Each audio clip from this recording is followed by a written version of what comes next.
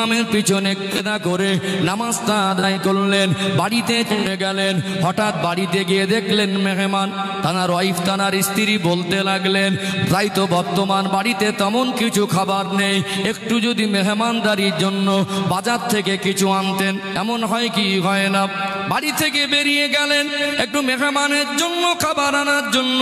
হঠাৎ যদি রাস্তায় ছোটখাটো একটা ঘটনার কারণে যদি হঠাৎ পায়ে যদি হাঁটুর মধ্যে খুব ব্যথা লাগে, ওই মানুষটার ছোট্ট একটা অ্যাক্সিডেন্ট, হাঁটুর মধ্যে ব্যথা লেগে গেছে, বাড়িতে এসে মেহমানদারি করলো, কিন্তু আজান হয়ে গেল আসরের, মনে পড়ে গেল আল্লাহর হুকুম, চলে গেলেন মসজিদে। 5 ওয়াক্ত নামাজ মসজিদে আসে এরকম মুসল্লি অনেক আছে না নেই?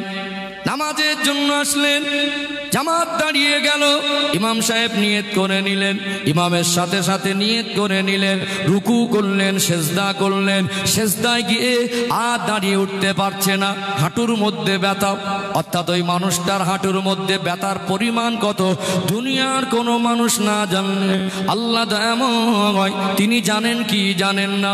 ওই মানুষটা যদি সত্যিকারে অসুস্থ হয়, হাঁটুতে যদি ব্যথা লেগে যায়, আমার আল্লাহ ওই মানুষটার জন্য ওই মুহূর্তে দাঁড়ানোটা বাধ্যতামূলক করে দেয় নাই। হাঁটুতে যদি ব্যথা হয়, বসতে যদি দাঁড়াতে যদি না পারো, বাকি নামাজগুলো বাকি রাকাতগুলো ওখানে বসে বসে যদি আদায় করে, ওই নামাজটা আল্লাহ পাকের দরবারে কবুল হয়ে যাবে। জোরে বলুন সুবহানাল্লাহ। আল্লাহ কি বোঝা হিসাবে চাপিয়ে দিয়েছে? তুমি যতক্ষণ সুস্থ ছিলে ততক্ষণ তোমার জন্য দাঁড়ানো ফরজ ছিল। তুমি জোহর পর্যন্ত তুমি না দাঁড়িয়ে যদি নামাজ পড়তে, নামাজই হতো না। অথচ তুমি অসুস্থ হয়ে গেছে জোহর আসরের মাঝে, তুমি বসে পড়ো, এই নামাজটা আল্লাহ কবুল করবে। তাহলে আল্লাহ কি বোঝা হিসাবে চাপিয়ে দিয়েছে? বোঝা হিসাবে চাপিয়ে দেয়নি। চলুন, ইসলাম মানে একটা অর্থ আপনারা শুনেছেন শান্তি। ইসলামের অনেক ব্যাখ্যা আছে। অর্থাৎ ইসলামটা কি, এটা আমার একটা বক্তব্য চ্যাপ্টার আছে, বক্তব্যের একটা বিষয় ভিত্তিক আলোচনা ইউটিউবে আছে, আপনারা দেখে নেবেন। যেহেতু আমি আজকে আলোচনার বিষয়বস্তুটা মানুষ কেন পরিবর্তন হয় না, আজকে আমরা যেন আল্লাহর হুকুমটা মানছি না, এই জন্য আমাদের জীবনে পরিবর্তন হচ্ছে না, প্রকৃত ভালো মানুষ হতে পারছি না। তাহলে আল্লাহর হুকুমটা কেন মানছি না, এই কেন কথার বিষয়টাকে, কেনর উত্তরটা আমি খুঁজে দেওয়ার চেষ্টা করছি। এটা প্রাথমিক পাঠ। কথা কি বুঝতে পারছেন? আলোচনা বুঝে আসছে তো? চলুন এখানে ইসলাম জিনিসটাকে আরেকটু পরিষ্কার করে দেই। অনেক মানুষ আপনারা শুনেছেন ইসলামের একটা অর্থ শান্তি, শুনেছেন না? শুনেছেন না? কিন্তু কিরকম শান্তি অনেকে ব্যাখ্যা দিতে পারবেন না, আর অনেকে এটা প্র্যাকটিক্যালে বুঝতে পারেন নাই। এখানে একটা উদাহরণ দেই, প্র্যাকটিক্যালে বুঝে আসবে ইনশাআল্লাহ। এতদিন শুনেছেন ইসলাম মানে শান্তি, আজকে হাতে কলমে প্র্যাকটিক্যালে বুঝিয়ে দেবো ইনশাআল্লাহ। ইসলামটাকে এটাকে ক্লিয়ার করে নেই যে আল্লাহর হুকুম আমাদের জন্য বোঝা নয়, বরং এটা আমাদের জন্য জীবন ব্যবস্থাকে শান্তি এনে দেয়, জীবনে সম্মান এনে দেয়, জীবনে কল্যাণ এনে দেয়। এর ব্যতিক্রম যখনই আমরা মাতব্বারি করে আল্লাহ দেখিয়ে দেবো পথের বাইরে চলে যাব, তখন আমাদের জীবনে ক্ষতি ছাড়া আর ভালো কিছু হবে না। ও ভাইজানেরা, সোনার মানিক যুবকেরা, আব্বারা মায়েরা, আল্লাহ দয়াময় আমাদেরকে যা আদেশ আর নিষেধ করেছেন, এগুলো আমাদের জন্য বোঝা নয়, বরং আমাদের কল্যাণের জন্য। ইসলামের একটা অর্থ শান্তি। তার মনে কোনো মানুষ যদি ইসলামের মধ্যে আবদ্ধ হয়ে যায়, আমার আল্লাহ তার জীবনে শান্তি এনে দেয়। জোরে বলুন সুবহানাল্লাহ।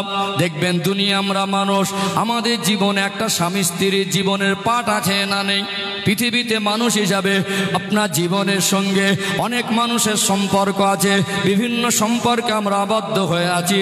স্বামী স্ত্রীর সম্পর্ক, বাবার সঙ্গে ছেলে মেয়ের সম্পর্ক, মায়ের সঙ্গে সন্তানের সম্পর্ক, ভাই ভাইয়ের সম্পর্ক, মামা ভাগ্নার সম্পর্ক, দাদুর সঙ্গে পোতাপতির সম্পর্ক, নানা নানির সঙ্গে নাতি নাতনির সম্পর্ক আছে না নেই?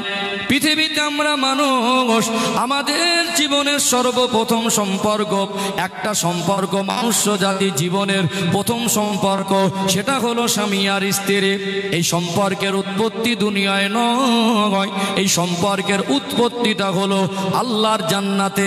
ও ভাইয়েরা, বাবাজিরা, খুব গভীর মনোযোগ দিয়ে শুনুন, ফালতু কথা বলার জায়গা নয়, মেপে কথা বলছি। ইসলাম এমন একটা জিনিস, বুঝে নেওয়া জিনিস, বোঝানো জিনিস। ওয়াজ করতে বসেছি, এটা ধোঁকা দেওয়ার জায়গা নয়। পৃথিবীতে আমরা মানুষ হিসাবে আমাদের জ্ঞানে আছে আল্লাহ দয়াময় সর্বপ্রথম জান্নাতের ভিতরে তামাম মানুষ্য জাতির আদি পিতা পৃথিবীর সমস্ত সৃষ্টি জগতের মধ্যে আল্লাহ যে মানুষকে শ্রেষ্ঠ করেছেন, আল্লাহ পাক আদম আলাইহিস সালামকে সৃষ্টি করেছেন না করেন নাই? সর্বপ্রথম একজন মানুষকে আল্লাহ সৃষ্টি করলেন এবং তাও সে জান্নাতের মধ্যে। ওই জান্নাতের মধ্যে একা মানুষ ছিলেন, তার জীবনে কেউ ছিল না। জান্নাতি নিয়ামত তিনি উপভোগ করেন, তারপরে জীবনে কি যেন একটা অভাব ভাষায় ব্যক্ত করতে পারেন না। মনের খবর কে জানে? সবাই মিলে বলেন কে জানে? আল্লাহর নবী মানব জাতির আদি পিতা হযরত আদম আলাইহিস সালাম সেই সময় তিনি ঘুমিয়ে গেলেন জান্নাতে। আল্লাহর হুকুমে বাম পাজর থেকে বেকাহান নিয়ে হাওয়া আলাইহিস সালামকে বানানো হলো। তাহলে ছিলেন একজন, হলো দুজনা।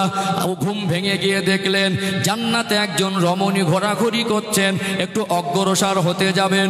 আল্লাহ বললেন আদম একটু থামে যান, একটু দাঁড়ান, আমি আল্লাহ আপনার সঙ্গে বিবাহ বন্ধনে আবদ্ধ করিয়ে দেব। জান্নাতের মধ্যে আদম আলাইহিস সালাম হাওয়া আলাইহিস সালামকে আমার আল্লাহ বিবাহ বন্ধনে আবদ্ধ করিয়ে দিলেন। স্বামী স্ত্রী জীবনের সূচনা হলো দাম্পত্য জীবনের। তাহলে মনুষ্য জাতিকে আল্লাহ তাদের জীবনের প্রথম সম্পর্ক উপহার দিয়েছেন স্বামী আর স্ত্রী। কি দিয়েছেন? স্বামী আর, তার মানে সম্পর্কটা একটা গুরুত্ব আছে, আছে না নেই? আসি, আর আলোচনা আসলে ক্লিয়ার হবে ইনশাল্লাহ। অবশ্যই যারা বাবা মা আছেন, অনেকে আবার নেগেটিভ নেন, হুজুর স্বামী স্ত্রীর কথা বললেন, বাবা মার কথা বললেন না, তো চ্যাপ্টার আলাদা। অবশ্যই বাবা মার সঙ্গে যদি খারাপ আচরণ করে, হক নষ্ট করে, বাবা মাকে কষ্ট দেয়, বাবা মার সঙ্গে অবিচার করে, সে যতবার হজ করুক, যত বড় দানি হোক, যত বড় তাহাজ্জুদ গুজারনেওয়ালা হোক, যত বেশি নেকি হোক, সে জান্নাতে যেতে পারবে না। আমি যেহেতু এই পর্বের আলোচনা না, আমি ইসলাম বোঝাচ্ছি, এই জন্য কেউ নেগেটিভ নেবেন না, এটা ক্লিয়ার করে দিলাম। ও ভাইজানেরা, সোনার মানিক যুবকেরা, আব্বারা মায়েরা, এই স্বামী স্ত্রীর সম্পর্কের উৎপত্তি দুনিয়ায় নয়, এটা জান্নাতে। স্বামী স্ত্রীর সম্পর্কটা এটা মনুষ্য জাতির জীবনের প্রথম সম্পর্ক। আর আল্লাহ দয়াময় কোরআনুল কারীমে বলেন ওয়া খালাকনাকুম আজওয়াজা, আমি আল্লাহ প্রত্যেকটা বস্তুকে জোড়ায় জোড়ায় সৃষ্টি করেছি। অর্থাৎ দুনিয়ার জমিনে এই মনুষ্য জাতির স্বামী স্ত্রীর সম্পর্কের বর্ণনা আমার আল্লাহ কোরআন শরীফে জানাচ্ছেন, হুন্না লিবাসুল লাকুম ওয়া আনতুম লিবাসুল লাহুন। স্বামী স্ত্রী একে অপরের উভয়ের পোশাক স্বরূপ। দুনিয়ায় কত দামি দামি বস্তু আছে, দুনিয়ায় কত দামি দামি ধাতু আছে। বর্তমান যদি আপনি 10 গ্রাম সোনার অলংকার কিনতে যান, জুয়েলারি দোকানে যেতে গেলে আপনাকে ভালো ক্যাটাগরির সোনার অলংকার 10 গ্রাম নিতে গেলে 1 লক্ষ টাকা নিয়ে গেলে ভালো হয়। দুনিয়ায় কত দামি দামি জিনিস আছে। আল্লাহ দয়াময় স্বামী স্ত্রী জীবন সম্পর্কটা পোশাকের সঙ্গে কেন তুলনা করলেন, কি বোঝাতে চাইলেন, একটু জানা দরকার আছে না নেই? আছে না নেই? মানুষের জীবনে পোশাক ছাড়া জীবন চলবে? নিত্য প্রয়োজনীয় জিনিস না? পোশাক ছাড়া যেমন মানুষের জীবন একটা নিত্য প্রয়োজনীয় জিনিস, পোশাকটা আমাদের সকলের জীবনে দরকার। এবং আপনারা যারা এত মানুষ এখানে বসে আছেন, আপনার কাছে পোশাক আছে না অন্য কেউ পোশাকের থেকে কাছে আছে? শরীরের সঙ্গে পোশাকটা আগে আছে। আবার পোশাকের কিছু বৈশিষ্ট্য আছে, দেখবেন পোশাকটা যদি বাড়ি গিয়ে দেখেন যে মানে জামাটা উল্টো হয়ে আছে, থাকে না উল্টো হয়ে, ওলট পালট হয়ে থাকে না, ওটাকে কি ছিঁড়ে ফেলে দেন না পুড়িয়ে দেন? উল্টো হয়ে থাকলে সোজা করে নিতে হয়। তাহলে পোশাক কখনো কখনো ওলট পালট হয়ে থাকে, সেটাকে সোজা করে নিতে হয়। এবং পোশাক এমন একটা জিনিস, পোশাক ছাড়া আমাদের জীবন চলবে না। পোশাক এমন একটা জিনিস সবসময় আমাদের খুব কাছের জিনিস, কাছে থাকে। পোশাকটা আমাদের জীবনের একটা সঙ্গী, কথা ঠিক না বেঠিক? আল্লাহ এটাই বোঝাতে চেয়েছেন, পোশাক এমন একটা জিনিস তোমাদের যেমন কাছের। মানুষের জীবনে একটা পর্ব শুরু হয় যৌবন জীবনে। এই যৌবন জীবনের পবিত্রতাকে বজায় রাখতে গেলে দাম্পত্য জীবন দরকার হয়। একজন সুস্থ সবল মানুষ, আল্লাহ তাকে ন্যাচারালভাবে সৃষ্টিগত বৈশিষ্ট্য দেন তানাদের জীবনে যৌবন। এই যৌবন জিনিসটা, যৌবন জীবনকে পবিত্র রাখার উত্তম পন্থা, উত্তম মাধ্যম আল্লাহ স্বামী স্ত্রীর জীবন ব্যবস্থা দিয়েছেন। বলুন সুবহানাল্লাহ। কথা বুঝতে পারছেন? এই জন্য এটা আমাদের জীবনের, এবং একটা মানুষ একটা নির্দিষ্ট সময়কে যৌবন জীবনে পদার্পণ করে তার জীবনের মনের কথা যতটা স্বামী স্ত্রী একে অপরে বলতে পারে, অতটা সব কথা বাবা মাকে বলা যায় না। স্ত্রী স্বামীর অতিরিক্ত কাছের, আর স্বামী আর স্ত্রী স্বামীর যেমন কাছের, স্বামী তেমন স্ত্রীর কাছের। ও ভাইজানেরা, সোনার মানিক যুবকেরা, আব্বারা মায়েরা, খুব গভীর মনোযোগ দিয়ে শুনুন, বিষয়টা আমি বোঝাতে চাইছি, আর একটু আগে বাড়লে বিষয়টা পরিষ্কার হয়ে যাবে। স্বামী স্ত্রী জীবনের প্রথম সম্পর্ক, মনুষ্য জাতির এই জীবনের প্রথম সম্পর্কের নাম স্বামী স্ত্রী, যার উৎপত্তি আল্লাহ জান্নাতে। এই জন্য আল্লাহ পাকে স্বামী স্ত্রীর সম্পর্কটা বোঝালেন পোশাকের সঙ্গে তুলনা করে। যদি কোনোদিন স্ত্রীর জীবনটা ক্ষণেকের জন্য ওলট পালট মনে হয়, ছিঁড়ে না দিয়ে, সরিয়ে না দিয়ে, ফেলে না দিয়ে, পুড়িয়ে না দিয়ে, ওলট পালট হলে সাজিয়ে নিও, সোজা করে নিও। স্ত্রীর ক্ষেত্রে স্বামীকেও সোজা করে নিতে হবে, স্বামীর ক্ষেত্রে স্ত্রীকেও সোজা করে নিতে হবে। নবী আমার বিদায় হজের ভাষণে বলছিলেন, আল্লাহ নবী তিনি বিদায় হজের ভাষণ দিয়েছিলেন, অনেক লম্বা একটা পর্ব, যে কটা কথা বলেছিলেন পৃথিবীতে আল্লাহ নবীর ওই কথাগুলোকে নিয়ে আজ যারা ইসলামিক স্কলার, আজ যারা ইসলামকে নিয়ে গবেষণা করছে, যদি বিদায় হজের ভাষণটাকে নিয়ে যদি পৃথিবীর কোনো রাষ্ট্রের সংবিধান করে দেওয়া হয়, ওই রাষ্ট্রে শান্তি কায়েম হয়ে যাবে। এত দামি কথা আল্লাহ নবী বলেছিলেন। সেই দিন নবী আমার বলেছিলেন, ও আমার সাহাবায়ে কেরামেরা, আমি রাসূলুল্লাহ জানিয়ে দিলাম, স্ত্রীদেরকে দাসী চাকরানি মনে করা যাবে না। নিজে যেমন খাবে স্ত্রীদের তেমন খাওয়াবে, নিজে যেমন পড়বে স্ত্রীদের তেমন পড়াবে। আল্লাহ নবী তিনি কোন স্ত্রীকে কোনোদিন অশ্লীল ভাষায় গালি দেয় নাই। আল্লাহ নবী কোনোদিন কোন স্ত্রীকে কোনো টর্চার করেন নাই, শারীরিক মানসিক টর্চার করেন নাই। বরং নবী আমার একটা পাত্রে স্ত্রীকে নিয়ে খেতে বসতেন, এক পাত্রে বসে আল্লাহ নবী হুজুর আমার কোনো খাদ্য খেতে খেতে নিজে নুরানি হাত দিয়ে স্ত্রীদের মুখে উঠিয়ে দিতেন। আল্লাহর নবী হুজুর আমার স্ত্রীদের এত বেশি ভালোবাসতেন। আম্মা জান হযরতে আয়েশা সিদ্দিকা রাদিয়াল্লাহু আনহা যখন গোশতের টুকরা থেকে একটু গোশত কেটে নিয়ে যখন ওই গোশতের অংশটা নিজের পাত্রে রেখে দিতেন, আল্লাহ নবী নুরানি হাত বাড়িয়ে ওই পাত্র থেকে গোশতের টুকরাটা উঠিয়ে নিজে খেতেন। একই গেলাসে এক জায়গায় ঠোঁট লাগিয়ে পানি পান করতেন। আল্লাহ নবী এটাই পৃথিবীর জমিনের মানুষকে শিক্ষা দিলেন। আন-নিসা ও নিসফুল আকাল, মহিলাদের জ্ঞান আল্লাহ সৃষ্টিগতভাবে পুরুষের তুলনায় অর্ধেক দিয়েছে। কতটা? মহিলাদের জ্ঞান পুরুষের থেকে অর্ধেক। আল্লাহ বেইনসাফি করেন নাই, আল্লাহ যা করেন সেটা তার মঙ্গল। আল্লাহ আপনাকে জ্ঞান বেশি দিয়েছেন, এই জন্য স্ত্রী দ্বারা স্বামী পরিচালিত হয় না, স্বামী দ্বারা স্ত্রী পরিচালিত হয়। যদি আল্লাহ সমান সমান দিতেন, হয়তো বা সাংসারিক জীবনে শান্তি থাকতো না। যেমন আল্লাহ আপনাকে জ্ঞান বেশি দিয়েছেন, যেমন আল্লাহ আপনাকে জ্ঞান বেশি দিলেন, দায়িত্বটাও বেশি। স্বামী স্ত্রীকে বিবাহ করতে যাবে, স্ত্রী স্বামীর বাড়ি আসবে না, দায়িত্বটাও বেশি। স্ত্রী স্বামীকে মোহরানা দেবে না, স্বামী স্ত্রীকে মোহরানা দিতে হবে, দায়িত্ব বেশি। স্ত্রীকে স্বামী পরিচালনা করবে, স্বামীকে স্ত্রী পরিচালনা করবে না, দায়িত্ব বেশি। স্ত্রীর ভরণ পোষণ, স্ত্রীর পোশাক আদি, স্ত্রীর চিকিৎসার ক্ষেত্রে স্ত্রী স্বামীর চিকিৎসা, ভরণ পোষণ আর পোশাক আদির দায়িত্ব নেবে না, বরং স্বামীকে স্ত্রীর দায়িত্বটা নিতে হবে কি হবে না? জ্ঞান বেশি, দায়িত্ব বেশি। দুজনে যদি সব একই সমান সমান হয়ে যায়, তাহলে মিলে চলাটা মুশকিল হয়ে যাবে। দুই ভাই যদি দুজনে বলে আমি বুঝি বেশি, ও বলে আমি বেশি বুঝি, দেখবেন আল্লাহ এটা প্র্যাকটিক্যালের ব্যাপার। স্ত্রীদেরকে যদি ভালোবাসা দিয়ে বোঝান, মহিলাদেরকে মায়ের জাতিকে আল্লাহ নিয়ামত স্বরূপ করেছেন, যদি সত্যিকারে ভালোবাসা দিয়ে বোঝান, সহজে বুঝে যায়। কথা বুঝতে পারছেন না? সহজে বোঝা যায় না। এই জন্য দেখবেন ওদের ভালোবাসার পাত্র। আল্লাহ নবী বলেছেন, পৃথিবীতে আমি আমার পছন্দের জিনিস, নবীর পছন্দের জিনিস কয়েকটা, তার মধ্যে হলো একটা খুশবু, একটা হলো স্ত্রী, একটা হলো নামাজ, একটা হলো মেসাক। এই চারটে জিনিসকে আল্লাহ নবী পছন্দ করতেন। কথা বলতে পেরেছেন? তাহলে তাদের সঙ্গে মারামারি, ঝগড়া এবং টর্চার করা এটা ইসলামের পার্ট নয়। ইসলাম এগুলোকে হারাম করেছেন, ইসলাম এগুলোকে নিষিদ্ধ করেছেন। যদি ওলট পালট থাকে, জামার ছাতার মতো সোজা করে দিও। কথা বুঝতে পারছেন না? কিন্তু মারামারি, গালাগালি নয়, বরং চাকরানি মনে করা যাবে না, দাসী মনে করে যাবে না। নিজে যা খাবে তাকে তাই খাওয়াতে হবে, ভালোবাসা দিতে হবে। একই পাত্রে খেতে বসো, একই গ্লাসে এক জায়গায় ঠোঁট লাগিয়ে পানি পান করো, অর্থাৎ ভালোবাসার জায়গা না, ভালোবাসার জায়গা। এখানে বর্তমান সময়ে মনে করুন, আজকে যেটা চিত্র, এখন স্বামী স্ত্রীর দাম্পত্য জীবন শুরু হলো, ইসলামের জ্ঞানের অভাবে, পরিপূর্ণ ইসলামের পথে প্রতিষ্ঠিত না হওয়ার কারণে স্ত্রীর কোনো কাজে ত্রুটি যদি ভুল হয়, ভুল হলে কি হয়, স্বামীর এসে গালাগালি দিচ্ছে না, দেয় না?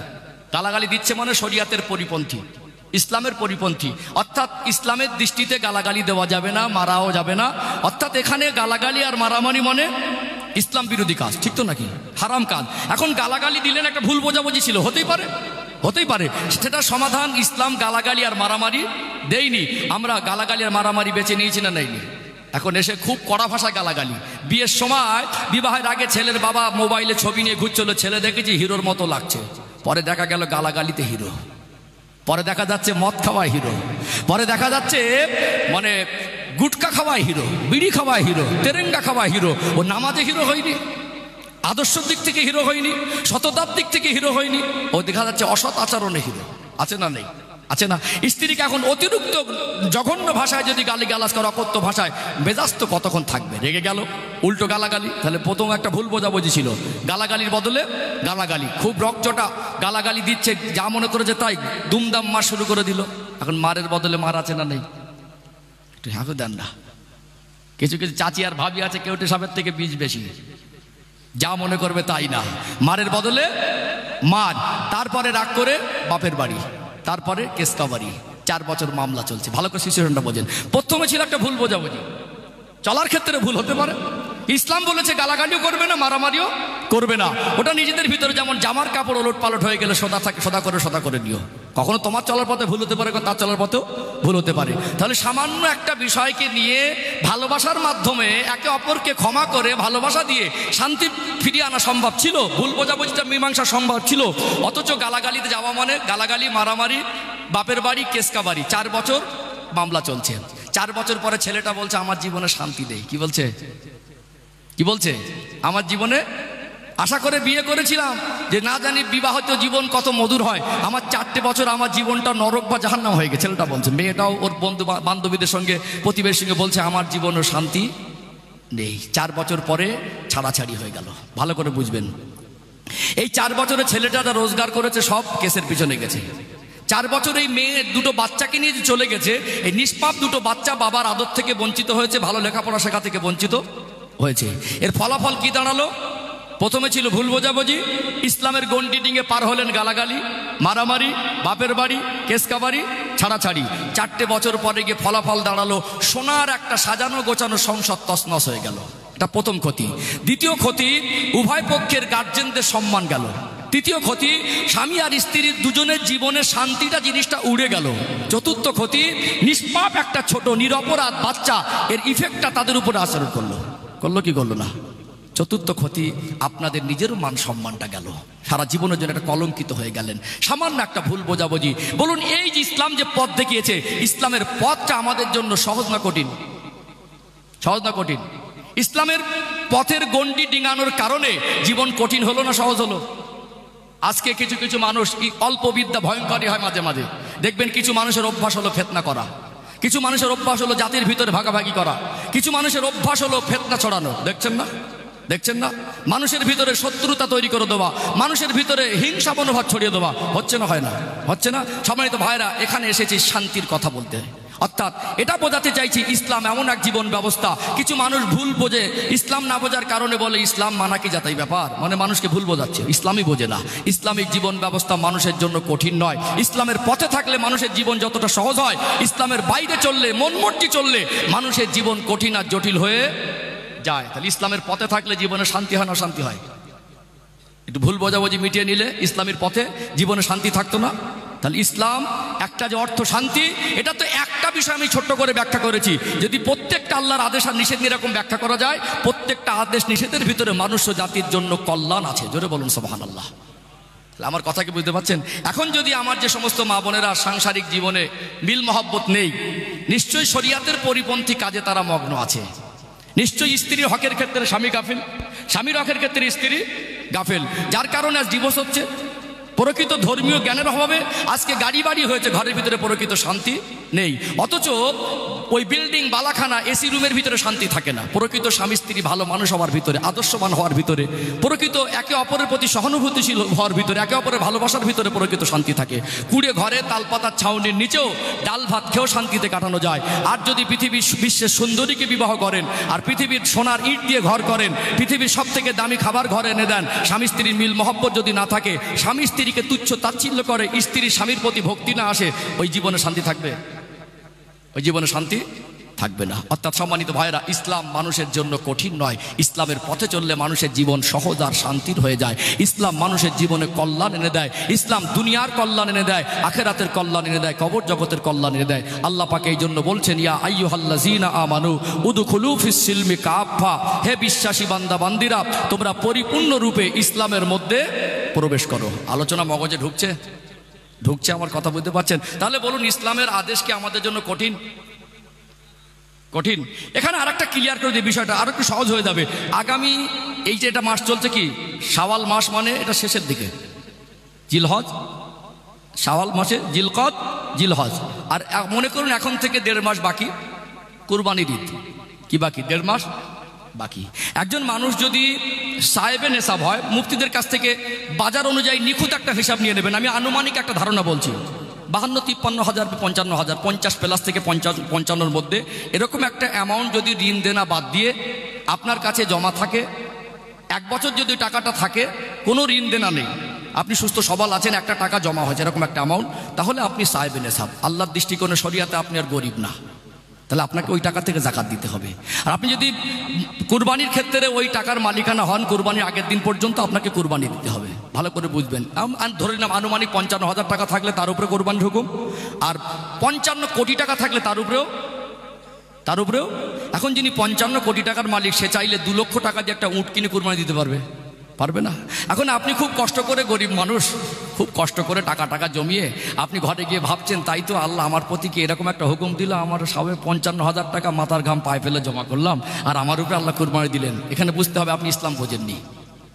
বরং আপনি শুকরিয়া আদায় করবেন, আপনার থেকে কত অসহায় মানুষ আছে, দিন আনা দিন খাওয়া ঋণ শোধ করতে পারছে না, চিকিৎসার পয়সা পাচ্ছে না। আল্লাহ আপনাকে চলার মতো দেওয়ার পরেও আপনার কাছে অ্যামাউন্টটা জমা আছে না নেই? তাহলে আল্লাহ অনেকের থেকে আপনাকে ভালো রেখেছেন। আপনার উপরে কুরবানির হুকুম, আপনার উপরে 2 লক্ষ টাকা দিয়ে উট কিনে কুরবানির হুকুম না। আপনি একটা ছোট ছাগল দেন না, মাসাল অনুযায়ী একটা ছাগলের দাম যদি 5-6 হাজার হয়, ওতে কুরবানি হয়ে যায়। বরং আল্লাহর কাছে আপনি শুকরিয়া আদায় করবেন, আল্লাহ এতদিন আমি অভাব ছিলাম, এই আমলটা আমার জীবনে হবে কি আমি জানি না, আজকে আপনি আমাকে অর্থ দিয়ে একটা এইরকম ধনীদের অন্তর্ভুক্ত করে দিয়ে আপনি আমাকে কুরবানির মতো একটা আদেশ পালন করার সুযোগ করে দিয়েছেন। বলুন সুবহানাল্লাহ। কথা বুঝতে পারছেন না? আমরা হানাফি মাযহাবের মানুষ, আমাদের জন্য কুরবানিতে একটা বড় পশুতে অংশ নেওয়া যায় না। হানাফি মাযহাবের মানুষ যদি চেষ্টা করবেন একা দেওয়া, তাতে উত্তম। তবে যদি প্রয়োজন হয় একটা পশুতে 7 অংশ নেওয়া যেতে পারে, বড় ক্যাটাগরির পশুতে 7টা অংশ নেওয়া যেতে পারে, তাহলে আপনার 3-7 21,000, 3,000 টাকাতে আপনার হুকুম হয়ে যাবে। যার আছে 300 কোটি টাকার মালিক, সে 30 কোটি টাকা দিয়ে কিনে কুরবানি দিতে পারে। আপনার নিয়ে আপনি 3,000 টাকা দিলেও আল্লাহ অতি সন্তুষ্ট হবে। যে 30 কোটি টাকা খরচা করে আল্লাহকে সন্তুষ্ট করবে, আপনার অর্থের মান অনুযায়ী আপনি 3,000 টাকা খরচা করলেই আমার সেই আল্লাহ খুশি হবে। যেটা বলুন, তাহলে ইসলাম কি কঠিন না সহজ? তাহলে আল্লাহ যা কিছু আদেশ নিষেধ দিয়েছেন আমাদের জন্য, এটা আমাদের জন্য বোঝা নয়, আমাদের জন্য ভারী নয়। বরং প্রত্যেকটা আদেশ নিষেধ যদি আমরা বর্তমান যদি ব্যাখ্যা করি, একটা কোরআন হাদিসের স্পষ্ট ব্যাখ্যা, একটা চিকিৎসা বিজ্ঞানের ব্যাখ্যা, একটা বাস্তবতার সঙ্গে যদি মিল রেখে প্র্যাকটিক্যালের ব্যাখ্যা করি, একটা আদেশ নিষেধ নিয়ে 2-4 ঘন্টা করে বয়ান করা যাবে। প্রত্যেকটা আদেশ নিষেধের ভিতরে মানার ভিতরে কল্যাণ আছে, ছাড়ার ভিতরে অকল্যাণ। কথা বুঝতে পারছেন? সম্মানিত ভাইয়েরা, আজকে দেখছেন গোটা পৃথিবীতে অশান্ত একটা চিত্র, দেখছেন না? আমি এখানে একটু সম্প্রীতির বার্তা আপনাদের দেব, তার আগে একটু তাকবীর দেন তো। নারে তাকবীর। ঘুম লেগেছে না খিদে লেগেছে? সময় তো হয়ে আসছে, এই তো আলহামদুলিল্লাহ 12টা আবার হয়ে গেল। 12:30টার পর দোয়া করবো। আলোচনা অসুবিধা হচ্ছে নাকি? বুঝতে পারছেন তো? যাক, আর একটু প্রাণ ভরে আওয়াজ দেন নারে তাকবীর। আসল পোতা গ্রামবাসী বৃন্দ বলুন জিন্দাবাদ। আসল পোতা গ্রামবাসী বৃন্দ, এ মাহফিলের কমিটির সাহেবানগণ, নারে তাকবীর। আলোচনা বুঝতে পারছেন? এখানে একটু সম্প্রীতির বার্তা দিতে হবে। আজকে বর্তমান সময় আমাদের দেশ, এই ভারতবর্ষ একটা ঐতিহ্যপূর্ণ রাষ্ট্র। এই দেশের মাটি আমাদের কাছে পবিত্র। ভারতবর্ষের সংবিধান, আমরা ধর্মীয় দৃষ্টিকোণ থেকে আমাদের জীবন বিধান হিসাবে আমরা আল্লাহর কালাম কি ইসলামকে আমরা জানি। তারপর ইসলাম আমাদের শিক্ষা দিয়েছে দেশকে ভালোবাসো, ইসলাম আমাদেরকে শিক্ষা দিয়েছে দেশের আইনকে সম্মান করো। কথা ঠিক না ঠিক? যার কারণে আমাদের থেকে বাবরি মসজিদ চলে যাবার পরেও, আস্থার উপরে দায় দেওয়ার পরেও আমরা ধৈর্য ধারণ করেছি না করিনি? সম্মানিত ভাইয়েরা, এই দেশের এত বৃহৎ সংবিধান পৃথিবীর অন্য কোনো রাষ্ট্রে নেই। এই দেশ একটা শান্তিপূর্ণ দেশ, অর্থাৎ হিন্দু, মুসলমান, জৈন, খ্রিস্টান, আদিবাসী, দলিত, সর্বধর্মাবলম্বীর মানুষ, বিভিন্ন ভাষাভাষীর মানুষ যে যার ব্যক্তি স্বাধীনতায় যে যার ধর্ম পালন করে। আজ বর্তমান সময়ে এই সাধারণ নিরীহ মানুষদের মধ্যে সম্প্রীতি নষ্ট করে দিয়ে তারা রাজনীতির ফায়দা লোটার জন্য আজ গোটা ভারতবর্ষকে অশান্ত করে তুলছে কি তোলে না? অর্থাৎ একটা সময় দেখা যাচ্ছে তাদের গদি মজবুত করার জন্য সাধারণ নিরীহ মানুষের জান, মাল, সম্মান নিয়ে তারা খেলা করছে। আমি বলবো, জাতি, ধর্ম, বর্ণ নির্বিশেষে আপনারা কোনো রকম চক্রান্তে পা দেবেন না। আজকে বর্তমান সময় 24 ঘন্টা আমার দেশের কিছু পাঁচাটা মিডিয়া এই হিন্দু মুসলমানের লড়াই লাগানোর মতো মিথ্যা খবর প্রচার করে। গোটা বিশ্বের মধ্যে যদি নির্লজ্জের কোনো প্রতিযোগিতা হতো, আমার দেশের মিডিয়াগুলো সেখানে যদি নাম লেখাতো এরাই ফার্স্ট হতো। আমার মনে হয় গোটা বিশ্বের মধ্যে, গোটা পৃথিবীতে যত রাষ্ট্র আছে, নির্লজ্জ বলে যদি কোনো জিনিস কাউকে বোঝাতে হয়, তা আমার দেশের কিছু নাম করা পাঁচাটা দালাল মিডিয়া আছে, দালাল কিছু নিউজ চ্যানেল আছে, এদেরকে দেখালে প্রকৃত নির্লজ্জ কী জিনিস এরা বুঝে যাবে। এদের হায়া লজ্জা বলে কিছু নেই। 24 ঘন্টা সাধারণ মানুষের ভিতরে মন্দির মসজিদের লড়াই লাগিয়ে দেওয়ার চেষ্টা করছে, হিন্দু মুসলমানের লড়াই লাগিয়ে দেওয়ার চেষ্টা করছে। অর্থাৎ এ দেশে আমরা বসবাস করি, বর্তমান সময় দেখা যাচ্ছে একের পর এক সংখ্যালঘুদের উপরে আক্রমণ করার বিভিন্ন রকম চক্রান্ত করা হচ্ছে। এটা ভারতবাসীর জন্য দুঃখজনক। মনে রাখবেন সম্মানিত ভাইয়েরা, এখানে সম্প্রীতির কথা বলতে হয় আমাদেরকে। আমাদের কাছে মাঝে মাঝে দেশপ্রেমের জন্য আমাদের কাছে দলিল চায়। আমি বলবো, যারা মুসলমানদের কাছে দেশপ্রেমের দলিল চান, আপনাদের লজ্জা লাগা উচিত। ইতিহাস পড়ে দেখে নেবেন, এই দেশ ছিল একটা সময় পরাধীন, এই দেশ স্বাধীনতার আওয়াজ তুলেছিল এই মুসলমানেরা। এই দেশ স্বাধীন করতে গিয়ে আজও পর্যন্ত নরেন্দ্র মোদী বাবু যেখানে থাকে, ওখান থেকে খুব বেশি দূর নয়, সেই দিল্লির জমিনে ইন্ডিয়ার গেটের গায়ে চলে যাবেন, লেখা আছে আজও পর্যন্ত 90,000-এর বেশি এই দেশ স্বাধীন করতে গিয়ে যারা রক্ত দিয়ে, জান দিয়ে শহীদ হয়েছে, 90,000-এর বেশি শহীদের নাম সেখানে লেখা আছে।